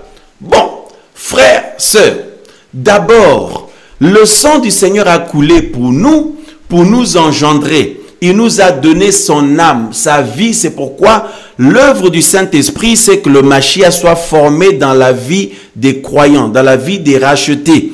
Voyez-vous, frères et sœurs, parce que ce n'est plus nous qui devons vivre, c'est lui qui doit vivre en nous, mes amis frères et sœurs. Maintenant, à ne pas se mêler les pinceaux. Hein? Ça, c'est pour nous racheter de nos péchés, que le Mashiach a donné sa vie. C'est pour nous racheter de nos péchés, frères et sœurs. Voyez? D'accord. Maintenant, le mariage entre un homme et une femme, le sang coule aussi. Voyez, c'est comme ça que le mariage est validé. Le sang qui coule là, c'est la femme accepte de donner sa vie à son mari. Voyez? Donc, autrement dit, la femme disparaît. Voyez? Et le sang là, on regarde ici dans de l'hébreu là, on a vu donc dam, et on a cliqué après sur l'origine, on voit damam, donc qui nous dit être muet, être silencieux, voyez, être silencieux, être tranquille, hein, mourir, être silencieux, détruite, réduire au silence, mourir. Donc, une sœur qui est mariée, en fait, mes amis, elle est amenée au silence. Elle est amenée au silence, elle est amenée à être tranquille, elle est amenée à être muette. Voyez-vous? C'est selon ce que le terme là nous dit. Pourquoi? Pourquoi? Parce que elle va trouver son identité en son mari. C'est la raison pour laquelle pour nous chrétiens qui sommes touchés par le Seigneur, le début de la vie chrétienne, c'est quoi? C'est la mort à soi-même. Hein? C'est la mort à soi-même, frères et sœurs. Voyez-vous? Waouh! Oh, merci Seigneur, merci Seigneur, merci Seigneur, merci Seigneur. J'ai une pensée qui vient de me venir là, frères et sœurs. Regardez notre époux Yehoshua Mashiach. N'est-ce pas qu'il exige, je dis bien, il exige de se marier avec des vierges. Mes frères, Vous voyez pourquoi le peuple du Seigneur est comparé à la Vierge. Le Seigneur ne se marie pas avec une femme qui était déjà connue. Le Seigneur est pur. Le Seigneur est saint. Le peuple du Seigneur doit être vierge. Quand notre époux va venir nous chercher, mes amis, frères et sœurs, pour les noces, eh bien, il a besoin, là, c'est pour ça, il nous a délivrés des autres maris qui étaient nos maris avant. Le péché qui était notre mari, l'immoralité qui était notre mari, la vie mondaine qui était notre mari. Yehoshua Mashiach, par son sang, nous a rachetés des autres maris là. Il nous a, donc, c'est-à-dire, il nous a arrachés de là-bas. Voyez? Et les autres maris sont morts. Le péché est mort dans notre vie au nom de Yehoshua. Toute la mauvaise vie là, normalement, elle est censée être morte. Comme ça, ben, nos anciens maris, c'est pour ça, si vous étiez des grands menteurs, ben, quand Yehoshua vous touche, votre mari, le mensonge, est mort. Si vous étiez dans la sorcellerie, quand Yehoshua Mashiach vous touche, votre mari là qui dominait sur vous, parce que nos anciens maris, c'est tous ceux qui dominaient sur nous. La sorcellerie là est morte. Comme ça, Yehoshua Mashiach peut maintenant t'épouser, mon frère. T'épouser, ma soeur. Alléluia. L'impudicité là, c'était notre ancien mari. Normalement, cet ancien mari doit mourir. Le péché doit mourir. Comme ça, Yehoshua Mashiach, comme notre mari, notre ancien mari qui dominait sur nous est mort, Yehoshua Mashiach peut maintenant nous épouser. C'est pour ça dans Romains, il dit, hein, la loi dit que tout pendant qu'un mari est en vie, la femme est liée à ce mari-là. Si tu es en Yehoshua, je suis en Yehoshua, en même temps nous vivons comme les païens. C'est comme si notre ancien mari est toujours vivant. Donc Yehoshua ne peut pas bien nous épouser. Il ne peut pas nous épouser. Il faut que nous devenions vierges. Il faut que l'ancien mari, là, nous le faisons mourir.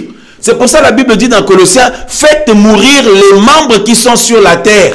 L'impudicité, le mensonge, la vie mondaine, l'orgueil, voilà, la sorcellerie, la chair, toutes ces choses mauvaises, tout ça là. Et afin que, mes amis, frères et sœurs, maintenant, Yehoshua Mashiach puisse nous épouser. Et Yehoshua Mashiach nous rend vierges. Parce qu'il fait toutes choses nouvelles. La femme de l'agneau est vierge. D'où les 10 vierges là. Voyez? Voilà, le récit des 10 vierges, là, vous remarquerez, voilà. Voyez mes frères et sœurs, ceux qui vont partir se marier avec l'époux étaient des vierges. L'époux, Yehoshua Mashiach, notre époux, se marie avec des vierges, avec une femme vierge. L'église de Yehoshua est vierge, frères et sœurs. Voilà, hein, mes amis frères et sœurs, c'est pourquoi le Seigneur, quand il nous prend, parce que là, nous attendons l'accomplissement de ce mariage, concrètement, physiquement, mais spirituellement, Yehoshua nous a déjà épousés. Il nous a déjà épousés, mes amis frères et sœurs. Or, comme il nous a pris vierge, notre sang aussi a coulé. Là, il ne faut pas voir les humains là. Il faut voir sur le plan spirituel. Notre sang a coulé aussi, mes amis frères et sœurs, puisque la Bible nous parle de la mort à soi-même. Quand on est au Seigneur, le début de la vie chrétienne, c'est la mort à soi-même. Voyez, donc mes amis, nous avons perdu notre vie d'avant. Nous sommes censés perdre notre vie d'avant. Comme ça, ben, mes amis, Yehoshua nous a épousés. Et nous lui sommes soumis maintenant. C'est la raison pour laquelle, mes amis, étant la Vierge que Yehoshua épouse, maintenant notre ancienne vie là, nous sommes morts à nous-mêmes. Mais le sang a coulé aussi. Voyez, voilà. Yehoshua, mes amis, a pris notre virginité. Vous voyez, le Seigneur Yehoshua a pris notre virginité. Du coup, ben, nous sommes appelés au silence. Nous sommes appelés à être tranquilles. Nous sommes appelés à être muets. Nous sommes appelés à être, tranquilles, silencieux, muets, calmes et tout. On s'attend à notre époux. D'où notre identité maintenant se trouve en notre époux. Alléluia. C'est pourquoi notre époux nous a donné son nom. Oh, alléluia. Alléluia. Et comment mon frère? On accorde le Seigneur ici sur le plateau. Alléluia. Notre époux nous a donné son nom. Quiconque se marie donne son nom à sa femme. Regardez même la société. Même la société, bon, aujourd'hui, les lois sont en train d'être bousculées et tout. Mais normalement, quand une femme se marie, son nom de jeune fille, donc ça disparaît. Maintenant, la femme, on l'appelle Madame Intel. Madame Intel, tu prends le nom de ton mari. Vous voyez? C'est pas étonnant. C'est la raison pour laquelle nous maintenant, depuis qu'on est dans le Seigneur, notre nom maintenant, c'est Yehoshua. C'est-à-dire, nous sommes l'épouse de Yehoshua Mashiach. Notre identité se réfère. Nous nous référons à Yehoshua Mashiach. Si tu veux savoir mon identité, ben regarde mon époux, regarde mon mari, Yehoshua Mashiach. Donc ça veut dire, frères et sœurs, donc je suis effacé maintenant. Nous sommes effacés, nous sommes morts à nous-mêmes en tant que chrétiens. Hein? Voilà, c'est-à-dire nous sommes réduits au silence. Nous sommes tranquilles. Je suis tranquille car tu es là. Je suis tranquille car tu es là. Pourquoi on est tranquille? Parce que nous sommes morts pour que notre vie soit le Mashiach, la mort à soi-même. C'est pour ça que nous disons que le couple par excellence, c'est Christ et l'Église. Mashiach et l'Assemblée ou l'Ecclésia. Vous voyez mes frères et sœurs. Donc maintenant, bien-aimés dans le Seigneur. Alléluia. Regardez notre époux Yehoshua. Il n'est pas là à nous rabaisser, il n'est pas là à nous faire peur, il n'est pas là à nous maltraiter, il n'est pas là à, donc, c'est-à-dire, à créer de l'insécurité là où nous sommes. Il n'est pas là, mes amis, à nous rabaisser ou quoi. Non. Qu'est-ce qu'il fait? Il nous valorise. Plus que ça encore, il a lui-même donné sa vie pour nous. Et tout ce qu'il nous demande, lui-même, il le fait avant. Lui-même, il est comme ça avant. Est-ce que vous pouvez imaginer, le Seigneur nous demande des choses, de changer notre vie, et lui-même, il est impur? Ce n'est pas possible. Tout ce que Yehoshua nous demande, lui-même, il est comme ça. Mes amis, d'où les maris dans le Seigneur, les frères mariés, on a encore plus de boulot que nos épouses. C'est-à-dire que si nous voulons que nos épouses changent, nous-mêmes, nous devons être comme Yehoshua. Nous devons être irréprochables. Voyez? Ah mais oui, parce que, frères, sœurs, d'abord, hein, nous disions tout à l'heure que la sœur là qui se marie, regardez même au niveau de, de l'administration, au niveau de la société, la sœur perd son nom, elle perd son identité, on l'appelle maintenant Madame Intel. Or, le nom de quelqu'un est lié à son identité. Quand on dit notre identité, on donne quoi? Notre nom, nom, prénom. Amen ou pas amen? Amen. Voilà, pour qu'on reconnaisse que c'est toi, c'est moi, on donne dans notre carte d'identité, qu'est-ce qu'il y a sur la carte d'identité? Il y a notre nom, notre prénom. Après, les dates de naissance et compagnie, l'adresse et compagnie, mais il y a le nom, le prénom. Maintenant, le nom est lié à notre identité. Une femme qui se marie, son identité se trouve maintenant en son mari. Voyez-vous? Waouh! Frère, sœur, mais le mari là est appelé à être comme le Mashiach. Absolument comme le Mashiach. Voyez-vous? Regardez, hein, ici, dans Éphésiens chapitre... Oh, alléluia, alléluia. Est-ce que nous pouvons continuer? Hein? Voilà. Donc, le Mashiach nous honore, effectivement. Donc, les maris sont appelés à honorer leurs femmes, à les valoriser, à les rassurer. Voyez? Leurs femmes, en leur présence, doivent se sentir protégées, se sentir, pas seulement protégées physiquement, non, se sentir valorisées, se sentir, en fait, retrouver leur identité d'épouse, de femme, donc se sentir femme, quoi, c'est-à-dire être honorée. Hein? Mais il y a des frères, ils rabaissent tellement leur femme. Regarde-toi, tu ne ressembles même pas à une femme. Hein? Il y a des frères qui disent des choses comme ça à leur femme. Regarde ton allure, tu n'es même pas comme une femme, tout ça là. Mais normalement, c'est toi, mon frère, qui doit donner, en fait, c'est dans ta présence que ta femme doit se sentir encore plus qu'une fleur. C'est-à-dire que, hein, vous voyez, elle doit se sentir tellement honorée, valorisée. C'est terrible. C'est terrible. Vous voyez? Donc, alors, Éphésiens 5. Éphésiens chapitre 5, le verset Éphésiens 5, le verset 22. Femmes, soyez soumises à vos maris comme au Seigneur, parce que le mari est la tête de la femme. Bon, maintenant une sœur qui n'est pas facile du tout, La Bible dit que le mari est la tête de la femme. Maintenant, toi, tu fais souffrir ton mari, mais tu es en train de couper toi-même ta propre tête. C'est ça que je disais tout à l'heure. Mais ma soeur, voilà pourquoi la situation ne s'arrange pas. C'est de pire en pire. Mais évidemment, mais la Bible dit que le mari est la tête de la femme. Le chef ou la tête, c'est plus juste. Voyez, maintenant tu fais souffrir ton mari, tu lui mènes la vie dure. Mais ma soeur, toi-même tu es en train de couper ta propre tête. Et si tu coupes ta tête, mais c'est normal que tu saignes, que c'est normal que tu pleures, c'est normal que tu souffres, c'est normal que tu as la douleur, c'est normal que tu es malheureuse.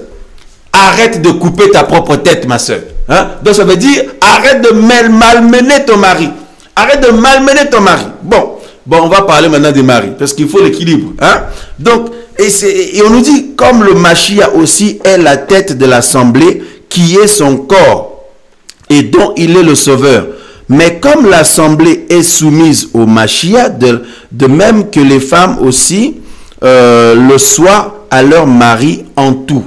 Et vous, maris, maintenant, aimez vos femmes, parce qu'il y a des frères qui prennent seulement la première partie. Hein. Femmes, soyez soumis à vos maris. Ah oui, mais non, mais une femme va être soumise à son mari. Et la soumission, là, ce n'est pas que la femme est une serpillère. Hein. Ah non, non, non, non, non, non, non. C'est comme nous et le Seigneur. Regardez, depuis que le Seigneur nous a touchés, qu'est-ce qui se passe? On a l'impression qu'on vit maintenant. Qu'avant, on ne vivait pas. Maintenant, on vit. On a l'impression que notre vie a de la valeur maintenant. On a l'impression d'exister maintenant grâce au Seigneur, d'être valorisé. Voilà, c'est comme ça. Et du coup, nous sommes heureux de nous investir pour chercher à plaire au Seigneur, pour lui être agréable, pour lui être soumis et tout. C'est comme ça en fait. Ce n'est pas que non, on est des serpillères, puis le Seigneur nous écrase, il passe son temps à nous écrabouiller, tout ça. Non, non, non, non, non, non, frère. Voyez-vous? Donc, il faut bien comprendre la soumission là. Donc, une femme qui se sent valorisée, honorée, aimée, soutenue, encouragée, mais naturellement, c'est-à-dire, il y a cet amour, cette soumission en retour qui n'est pas du tout le fruit des menaces. Non, non, non, non. C'est-à-dire, elle est tellement épanouie, elle est tellement heureuse. C'est comme nous et le Seigneur, quoi. Christ et l'Église. Voyez-vous, le Mashiach et l'Église. Et on nous dit que, et vous, Marie, aimez vos femmes comme le Mashiach a aimé l'assemblée et s'est livré lui-même pour elle. Voyez, afin de la sanctifier. Donc c'est lui-même qui sanctifie sa femme, hein, afin de la sanctifier en la purifiant et en la lavant par le bain d'eau de la parole, afin qu'il se présente l'assemblée ou l'église à lui-même glorieuse. Waouh! Donc ça veut dire, tout ce que Yehoshua, Jésus, demande à son peuple, lui-même il le vit avant. Donc frères, arrêtons de demander des choses à nos épouses si nous-mêmes on ne le vit pas avant. Si nous-mêmes ne sommes pas des modèles. Arrêtons de chercher à ce que nos épouses se changent sur ça, si nous-mêmes on n'est pas changé. On doit au préalable nous-mêmes être changés d'abord sur ces mêmes choses-là. Et alors, ça va être simple pour nos épouses, puisqu'elles vont aussi avoir un modèle là, et comme ça, ça va être une communion ensemble. Voyez, nous et nos épouses et leurs maris. Voyez-vous, frères et sœurs, hein? Donc, mari et femme, chacun avec notre femme avec son mari, etc., etc. Voyez-vous, frères et sœurs? Donc, c'est comme ça, il y a une communion. Hein? Et on nous dit, c'est ainsi que les maris doivent aimer leur femme comme leur propre corps. Celui qui aime sa femme s'aime lui-même, car personne n'a jamais haï sa propre chair, mais il la nourrit, il la chérit d'un tendre amour, comme le Seigneur le fait pour l'assemblée ou l'ecclésia. Waouh, frères et sœurs, vous vous rendez compte? Hein? Vous vous rendez compte? Donc, frères, nous n'avons pas le droit de nous plaindre de nos épouses. Ah non? Hein? Ah non, frère. Aucun frère n'a le droit de se plaindre de son épouse, mes amis. Parce que si un frère se plaint de son épouse, ça veut dire que lui-même, il a des choses à se reprocher sur ces mêmes points-là. Sur ces mêmes points-là. C'est ce que cette parole veut dire. Voyez? Donc ça veut dire, nous changeons d'abord. Et ensuite, je vous assure que tu n'as même pas besoin de parler. Tu n'as pas besoin de parler. Il y aura une communion. La sœur, voyant son mari comme ça, ben, elle-même aussi naturellement. Voyez-vous, frère? C'est comme ça, en fait, que le Seigneur veut les choses. Donc, ça dit, quand le Seigneur demande à ses filles, nos sœurs, nos épouses, il leur dit, soyez soumises à vos maris dans la pensée du Seigneur, les maris là ressemblent parfaitement à Yehoshua. Waouh!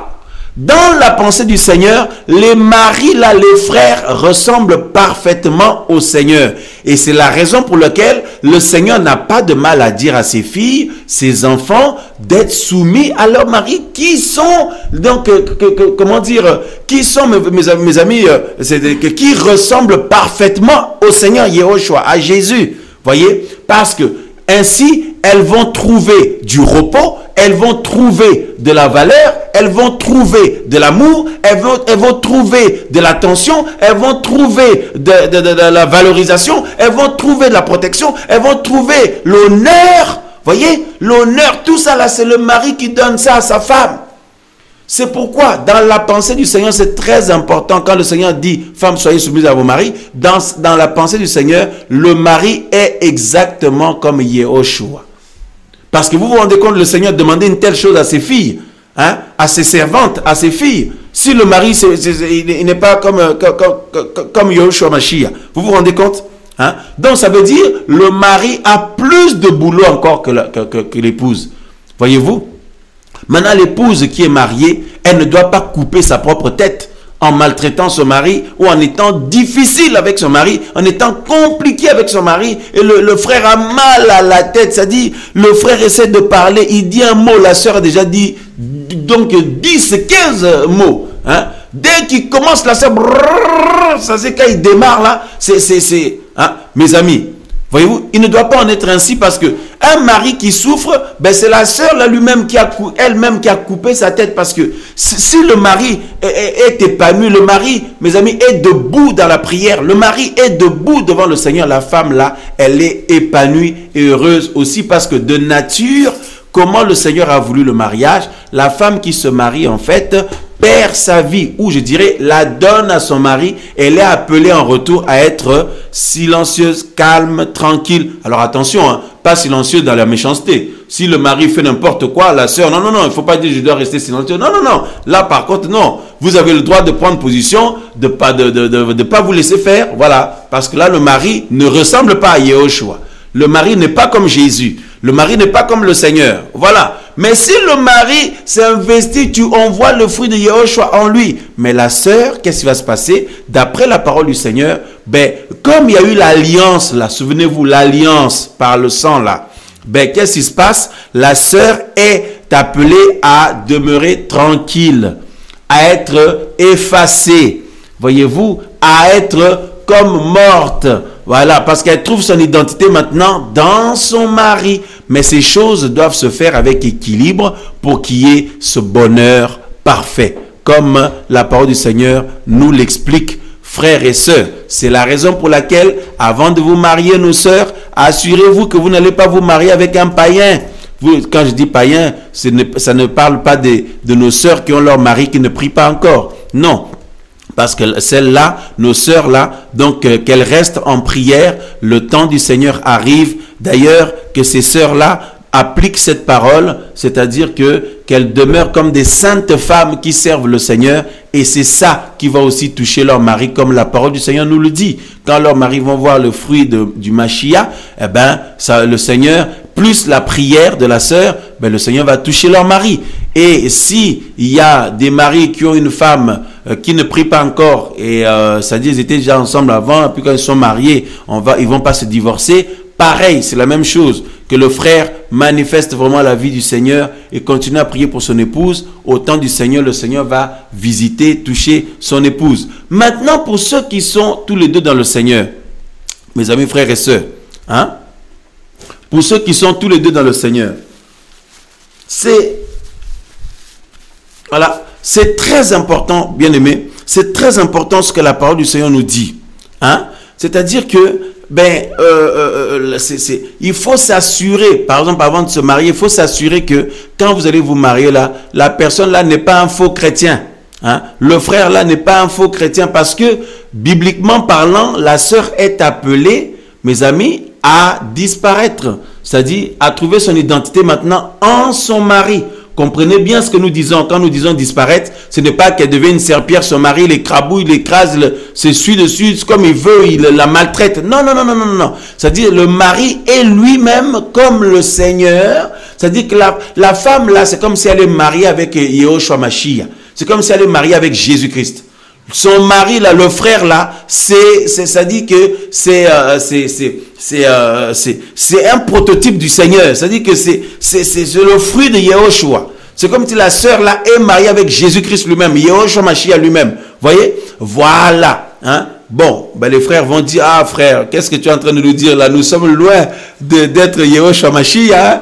Nous sommes loin de ressembler à Yehoshua. Hein? Oui, mais mes amis, mes frères, c'est ça l'objectif d'une vie aussi. Nous investir pour ressembler au Seigneur. En tout cas, faire sentir ça à nos épouses. Que nos épouses sentent que non, elles ne sont pas mariées avec des méchants hommes, qu'elles sont mariées avec des hommes qui sont le temple de Yehoshua Mashiach. Et ainsi, elles vont pouvoir avoir le repos. Parce qu'une femme qui se marie, c'est une femme qui entre dans le repos. Elle se repose sur son mari. Tout comme l'Église, nous nous reposons sur Jésus. Nous nous reposons sur Yehoshua Mashiach. Nous nous reposons sur notre époux. Voyez-vous, une femme qui se marie, elle se repose sur son mari également. Voyez-vous, maintenant si le mari, ah non, mais je suis fatigué, débrouille-toi, non, tu te reposes toi sur moi. Non, non, non, c'est moi qui dois me reposer sur toi. Ah mais non, non, non. Hein? C'est pour ça que nous disons que, frère, est-ce que vraiment tu es mature là, toi, hein? Mon bien-aimé, est-ce que vraiment, vous voyez, parce que il faut, le frère est appelé à être à l'image de Yehoshua, à ressembler à Yehoshua. Comme ça, la sœur va s'appuyer sur son mari en toutes choses. Hein? Mais le frère, c'est lui-même qui démarre le premier. Hein? Dès qu'il y a quelque chose, c'est lui qui démarre au quart de tour. Et mais non, mais comment la sœur va pouvoir s'appuyer? Normalement, c'est toi qui dois calmer la tempête, mon frère. Hein? S'il y a la tempête à la maison, comme Yehoshua dans la barque, qu'est-ce qui s'est passé? Il s'est levé, il a calmé la tempête. Mais toi, tu ne calmes jamais la tempête, mon frère. Tu attends que ce soit la sœur qui calme la tempête. Mais la sœur, elle est au repos normalement. Hein? En se mariant, elle est rentrée dans le repos. Hein? Oh, quel malheur de se marier avec un frère qui ne ressemble pas du tout à Yehoshua. Quelle souffrance pour les sœurs. Hein? Waouh! Bon, pour ceux qui leur mari ne prie pas encore, non, il faut continuer la prière, le Seigneur va les toucher, vous allez voir, ils vont ressembler parfaitement à Yehoshua. Maintenant, ceux qui se disent chrétiens, hein, donc, en fait, c'est dans les deux sens. La sœur aussi, il faut qu'elle ait un comportement qui encourage son mari à ressembler à Yehoshua. Voilà. Parce que si un frère est marié avec une sœur posée, une sœur qui n'est pas une femme à problème, une sœur qui fait la part des choses, une sœur mature, une sœur qui est une sainte femme qui sert le Seigneur, une sainte femme qui a l'esprit du Seigneur en elle. Mais le frère là va être encouragé à changer, va être encouragé à faire des efforts, va être encouragé à montrer de par sa vie Yehoshua Mashiach. Mais si le frère souffre, la sœur là n'est pas facile du tout, ça va être compliqué pour le frère de chercher à ressembler à Yehoshua. Hein? Mais ce n'est pas une excuse. Ben mon frère, tu es marié maintenant. Malgré ça, il faut quand même que tu t'investisses pour ressembler à Yehoshua. Voyez? Parce que c'est aussi comme ça que le Seigneur va aussi toucher l'autre. Voyez? Voilà. Donc, dans le couple ou dans le mariage, mes amis, frères et sœurs, eh bien, nous avons dit tout à l'heure que pour avoir la paix, il faut l'ordre. Mes amis, les gens du monde cherchent la paix en essayant de mettre en place une forme d'ordre, le nouvel ordre mondial, tout ça là. Mais nous avons dit que la Bible dit, notre Seigneur n'est pas un Seigneur de désordre, mais de paix. Frère, c'est le Seigneur qui a disposé les choses que le mari soit la tête de la femme. Ce n'est pas qu'il écrase, non. Voyez, c'est par rapport à la responsabilité et surtout spirituelle et aussi même physique, vous voyez. Donc c'est ça. C'est juste pour l'ordre, tout simplement. Mais cependant, le mari doit beaucoup dialoguer avec sa femme. La femme beaucoup dialoguer avec son mari. Ce n'est pas que non, c'est un tyran qui est là. Hein? C'est un tyran qui est dans la maison là. Non, parce que le Seigneur Yehoshua n'est pas un tyran du tout. Le Seigneur, qu'est-ce qui se passe? Regardez, même lorsque il nous conduit dans ses voies, même lorsqu'il nous reprend et tout, il n'a pas besoin de nous hurler dessus. de nous menacer avec la foudre. Même calmement, il produit des convictions en nous. Nous sommes tristes. Même calmement, il nous fait comprendre des choses. Nous sommes abattus, nous sommes touchés et tout. Voyez, nous sommes touchés et du coup, oh Seigneur, aide-moi, pardonne-moi. On revient à ses pieds calmement. Mais le Seigneur ne nous menace pas. Change, sinon je vais te foudroyer. Change, sinon je vais te jeter la foudre. Non, mes frères, mes amis. Hein, vous voyez, voilà. Donc, c'est très important. C'est ainsi que le mari aussi doit être avec sa femme. Voyez-vous, frères et sœurs. Donc, c'est très, très important. Hein? Voilà. Et donc, le chef de la famille ou la tête, Yehoshua Mashiach, regardez comment il est avec l'église, avec l'ecclésia. La Bible dit, il a été jusqu'à donner sa propre vie pour l'église, pour l'ecclésia. Voyez, pour l'assemblée. Donc, tous les chemins par lesquels il fait passer son épouse, lui-même il est passé là-bas et il assiste son église. Regardez le Seigneur, il nous assiste dans le chemin de la croix, dans le chemin étroit, il est avec nous. Lui-même il est passé en premier et il nous assiste. Le mari, mes amis, doit être le repos de son épouse. Parce que la Bible dit que le Seigneur, quand Adam et Ève avaient péché, souvenez-vous des sentences, le Seigneur avait dit au serpent que tu vas manger de la poussière tous les jours de ta vie, marcher sur ton ventre et manger la poussière. Et le Seigneur a dit à l'homme que c'est la sueur de ton visage que tu mangeras du pain. Et il va dire à la femme, hein, mes amis, qu'elle va accoucher dans la douleur. Et puis il lui dit une autre chose, et le Seigneur dit à la femme, tous tes désirs se porteront vers ton mari. Waouh! Donc tu seras dépendant de ton mari. Voyez-vous?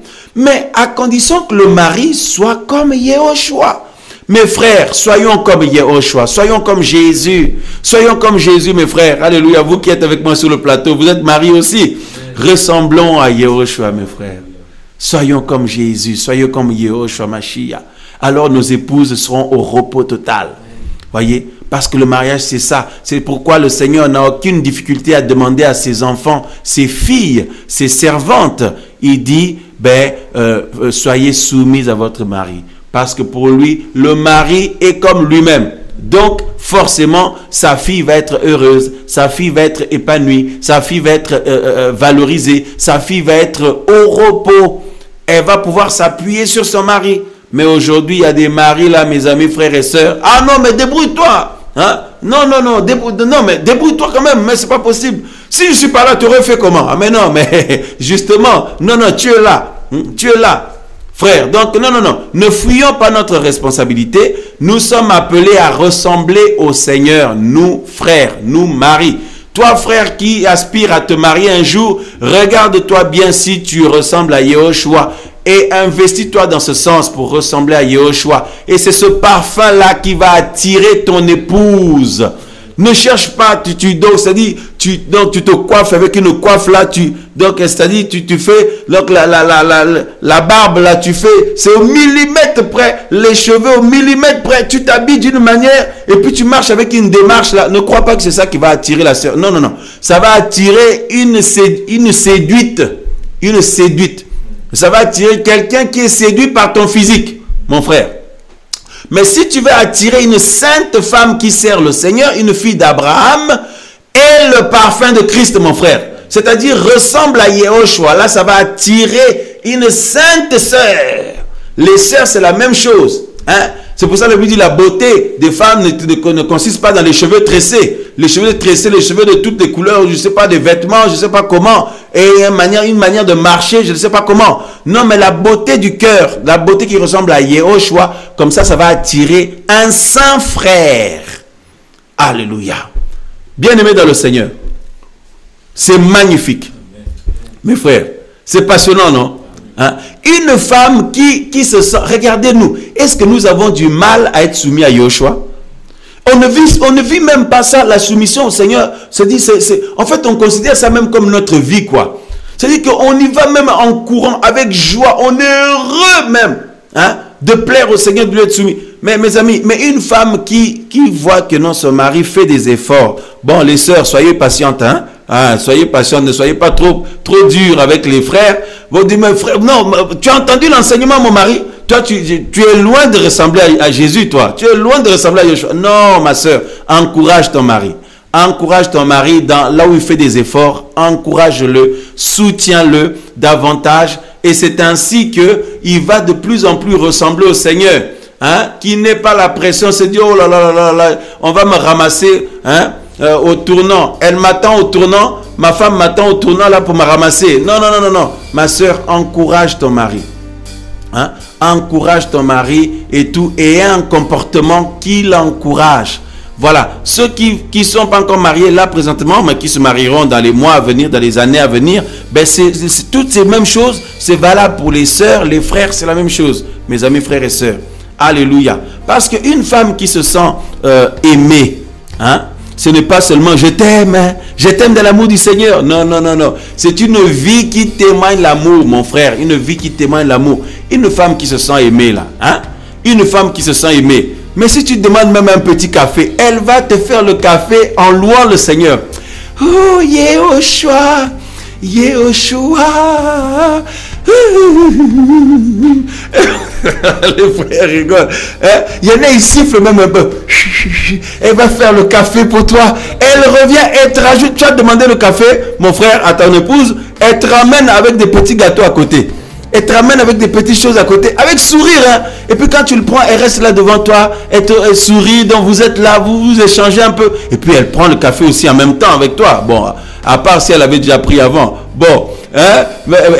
Vous prenez le café ensemble, ou alors toi tu demandes le café, mais elle fait pour elle aussi, donc avec joie quoi. Mais une femme qui souffre avec son mari, hein? Mais tu demandes le café, mais je te dis que elle va même pas te répondre. Elle te regarde seulement avec ses yeux, elle te fait comprendre, va faire le café toi-même. Hein? Chérie, je peux avoir un peu d'eau là, je peux avoir un peu d'eau. Elle te regarde seulement. Ça veut dire, tu connais pas où est le frigo, hein? Va prendre l'eau toi-même. Voyez, mais une femme qui se sent valorisée, aimée, elle est au repos, hein? Elle est heureuse avec son mari. Oh, alléluia. Hein? Elle va avec joie. Elle revient, ça dit, elle amène pour elle aussi, vous partagez. Bon, ce n'est pas que dans le même sens. Hein? Le mari aussi peut aller faire le café. Voilà. Hein? Ça peut arriver aussi, la sœur dit, chérie, est-ce que tu peux me faire un petit café? Oh, mais tu vois pas que je suis fatigué. Hein? Non, mais normalement, c'est la sœur c'est qui doit... Non, non, non, non, non, non. Un mari qui ressemble à Yehoshua, toi aussi, tu peux aller chercher de l'eau. Toi aussi, tu peux faire le café. La preuve, regardez comme le Seigneur Yehoshua nous sert à manger tous les jours. Il nous sert sa parole tous les jours. Il nous sert tous les jours pour que nous soyons mes amis, hein, nous soyons à son image, comme la Bible dit, afin qu'il se présente lui-même, cette épouse, saint et irréprochable. Oh, alléluia. Frères, sœurs, c'est dans les deux sens. Hein. Voilà, mes amis, au nom de Yehoshua Mashiach, c'est possible de réussir un mariage, de réussir un couple, malgré le taux de divorce qu'il y a, malgré les attaques démoniaques, malgré la pression de l'ennemi. C'est possible déjà si on s'appuie sur le Seigneur et deuxièmement, si on respecte l'ordre, comment le Seigneur a mis les choses, mes amis. Mais une femme qui veut prendre la place de son mari, ça devient le désordre et du coup la paix ne sera plus là. Un mari qui ne joue pas bien son rôle, il expose son épouse à faire déjà, donc à s'exposer dans ce à quoi le Seigneur l'a pas naturellement disposé pour ça.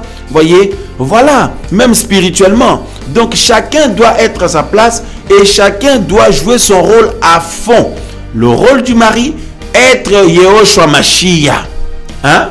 La femme, bien sûr, elle aussi, elle doit être Yehoshua Mashiach en tant que chrétienne. Voilà, comme Christ, comme le Mashiach chrétien. Voyez, mais au sein du foyer, l'épouse ou la femme ou la sœur, notre sœur qui est mariée, elle entre dans le repos, elle peut s'appuyer sur son mari. Ah non, mais tu es à la maison, tu fais rien, va chercher du travail. Moi, je souffre tous les jours au travail. Toi aussi, va travailler, ma femme. Hein, toi aussi, va... Oh, vous savez, nous sommes dans une société où, hein, tout le monde peut travailler, l'homme et la femme. Nous respectons chaque couple, comment il s'organise. Nous respectons cela. Mais à la base, dans la Bible, c'est l'homme qui allait au champ là-bas chercher, souffrir là-bas à la sueur de son visage pour amener le pain à la maison.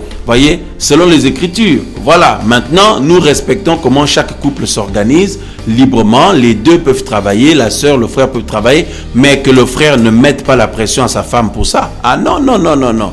Hein? C'est quoi ça? La sœur est dans le mariage, elle est rentrée dans le repos. Elle doit être maintenant calme, effacée. Donc, ça dit, elle trouve son identité dans son mari, son bonheur dans son mari. Et donc, le mari s'investir vraiment pour être comme le Seigneur. En tout cas, c'est par rapport au mariage, mes amis, frères et sœurs. Et puis, n'oublions pas, soyons matures, mes amis, frères et sœurs, grandissons. Hein? Donc, faisons la part des choses par rapport à nos familles et à nos frères et sœurs. Faisons la part des choses. Hein? Au nom de Yehoshua Mashiach. Voilà. Que le Seigneur nous garde. Shalom, shalom à tous. À bientôt sur la radio MVE pour d'autres partages. Au nom de Yehoshua Mashiach. Amen.